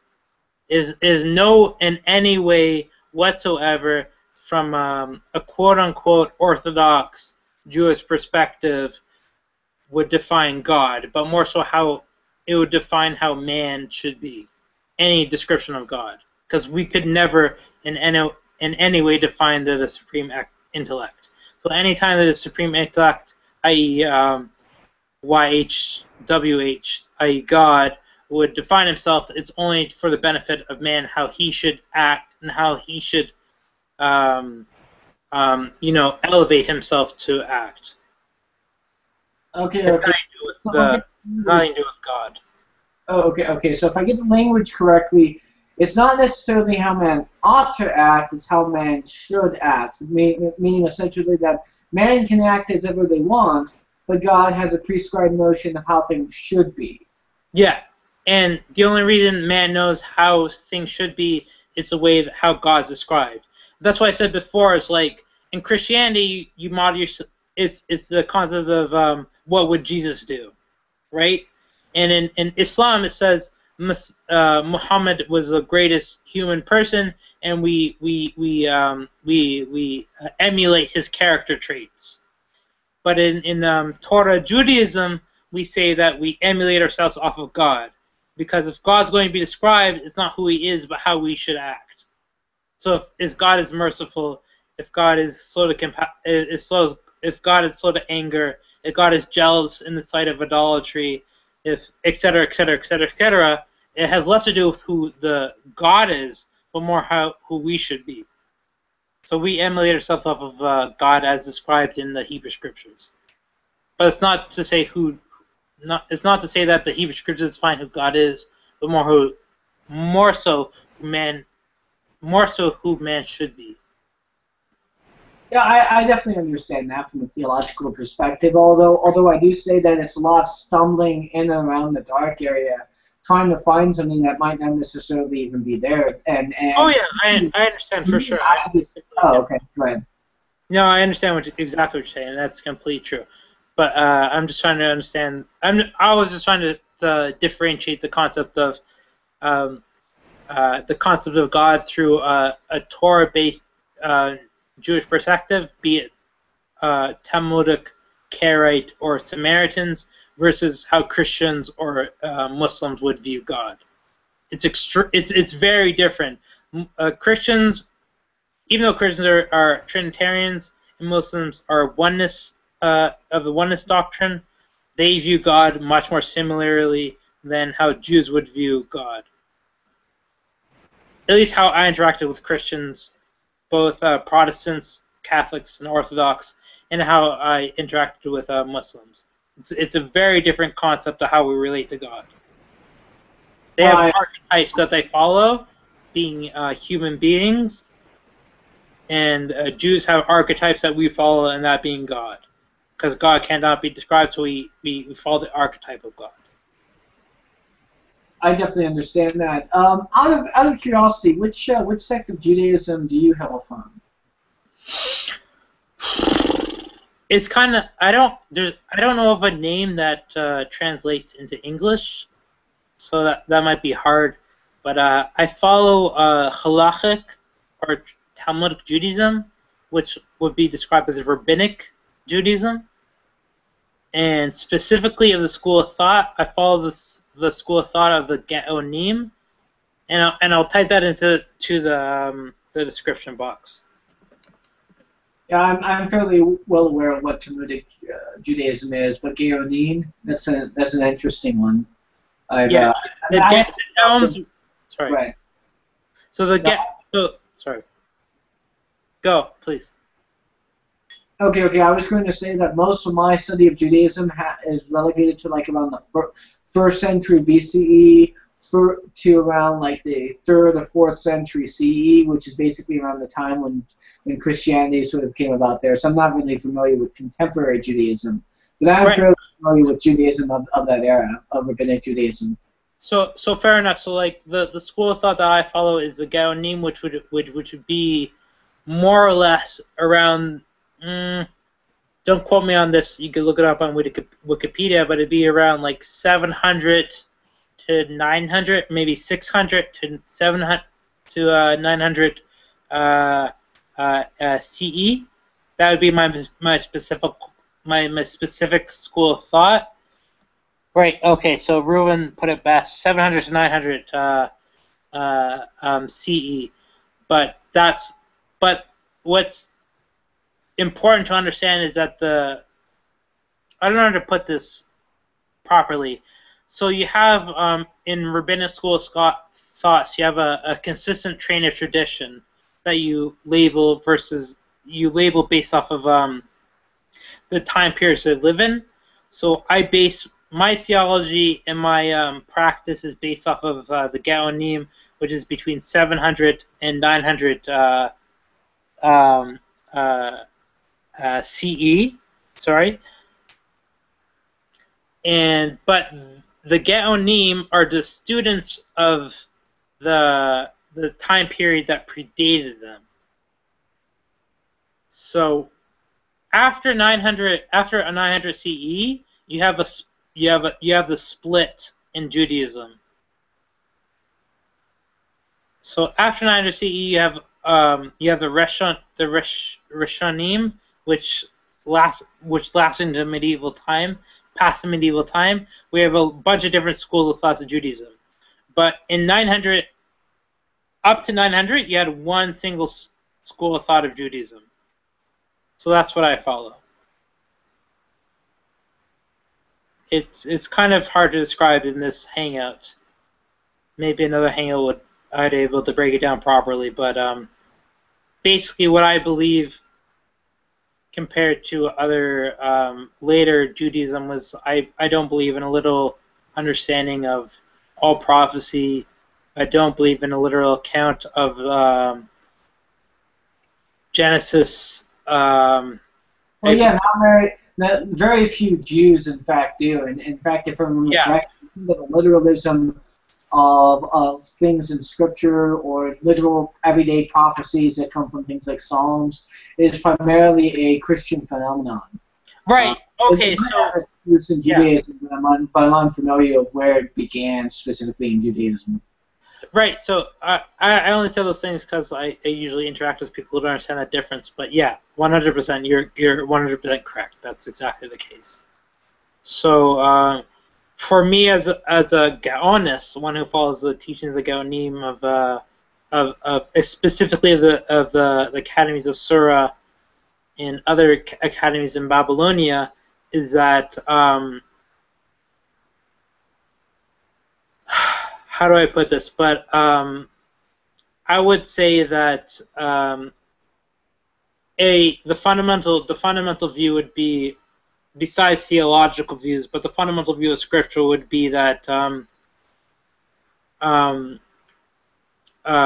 Moses wrote the entire Torah, but the entire Torah doesn't have to be taken as a literal document of history. Secondly, that even though that the Torah was all revealed to by God, that it can be interpreted by a plenty of different ways. And when I say interpreted, I don't mean the law. The law can only be interpreted in one single way, and that's by the courts. But any other thing that doesn't adhere to the law, it can be interpreted by the individual by the 14 principles of exegesis. And all that means is that if someone views something in the Torah, the 5 books of Moses, different than somebody else, it means they can't refute them unless they bring evidence. And the third principle would be that rationality and logic trumps all. So in the Talmud, it says that if the science of your day conflicts with what the Torah says, the 5 books of Moses says, Genesis, Exodus, Leviticus, Numbers, and Deuteronomy, if the science of your day conflicts with that, that means you default to your science and you view what the Torah says as metaphorical. So that's what the Gaonic schools of thought taught, based off the previous school of thought from the year 100 to at least the year 900 of the Common Era.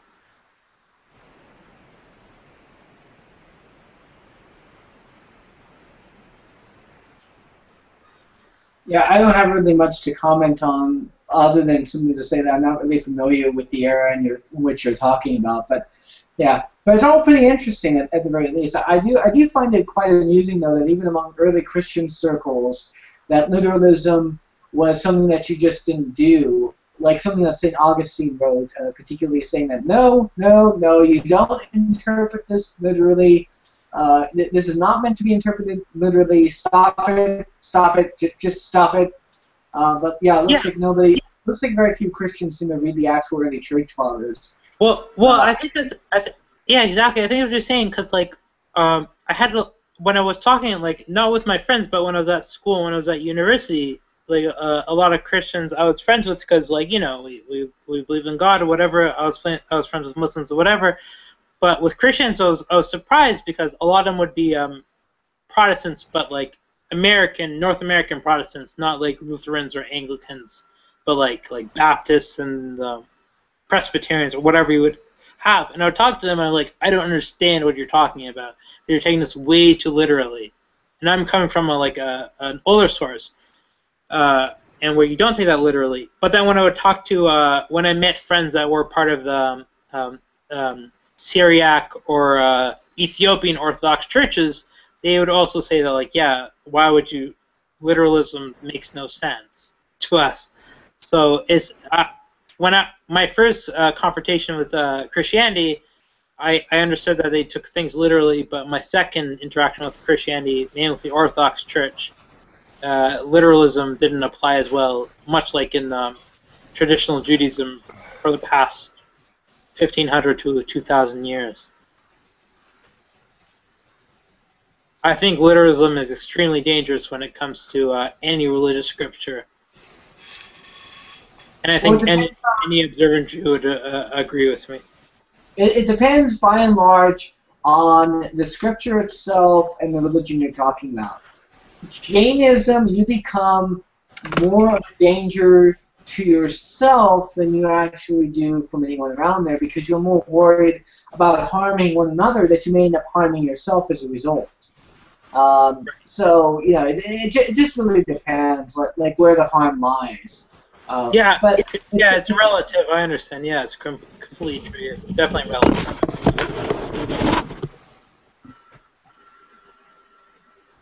Which makes it sound kind of strange, really, because for some reason, like, the Jainists over in where now it is Asia, they actually have lived this way for hundreds of years, something by taking, like, covering their mouth with masks and whatnot, so that way they don't accidentally breathe bugs, by simply sweeping away with the path. brushes, the brushes, yeah.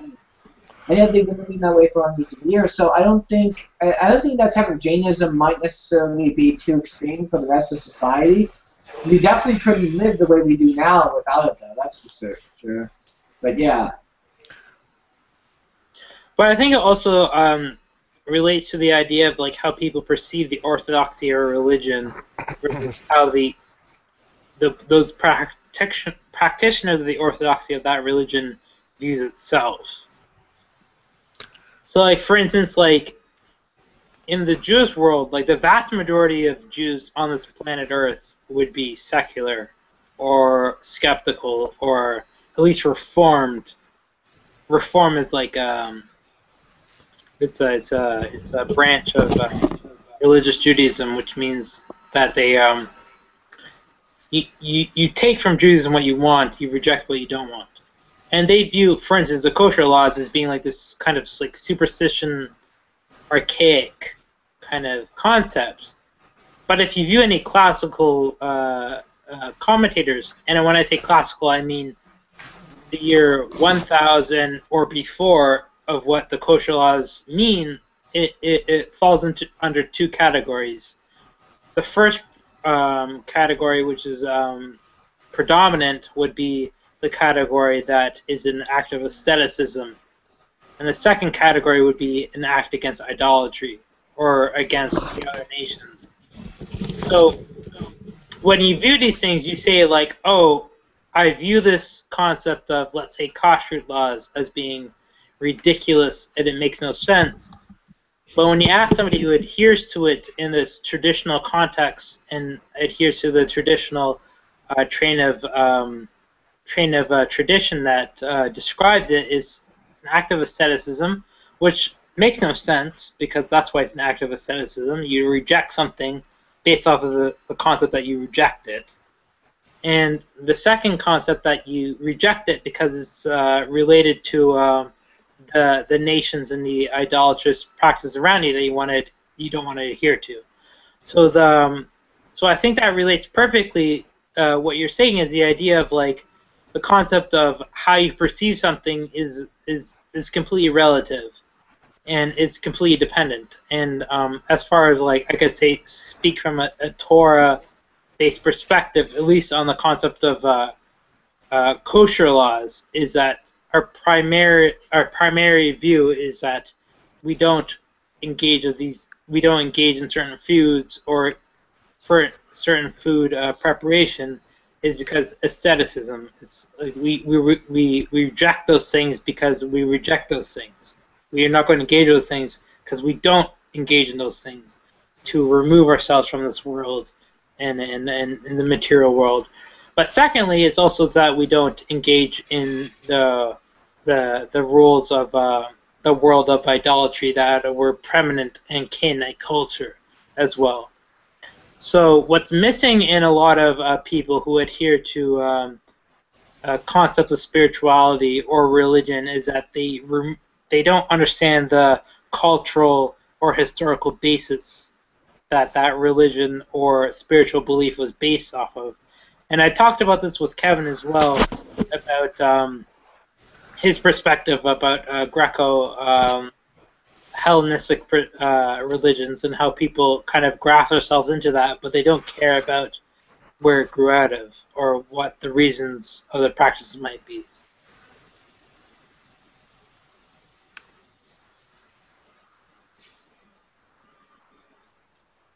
Yeah, there's really nothing I can say to add to that. I mean, you pretty much put up every point very beautifully at the very least. Yeah, so sorry about this. I gotta deal with someone here. No worries. I understand.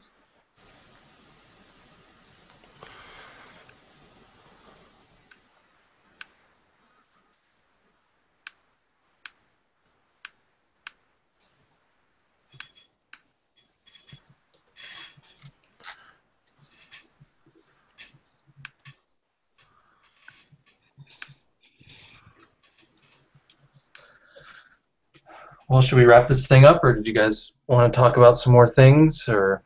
Let's keep on going. I'm on a roll. Let's go. Joking. Whatever.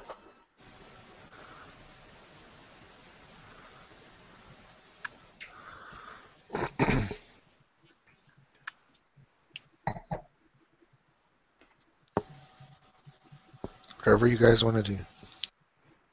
Yeah, I'm up for whatever. I don't really have any topics right on the top of my head that I need to talk about, but if anyone else does, feel free. Does anyone have any opinions on wine? I like it. Yeah, for sure. I make one of my. I guess we can go off live. Yeah, that might be the best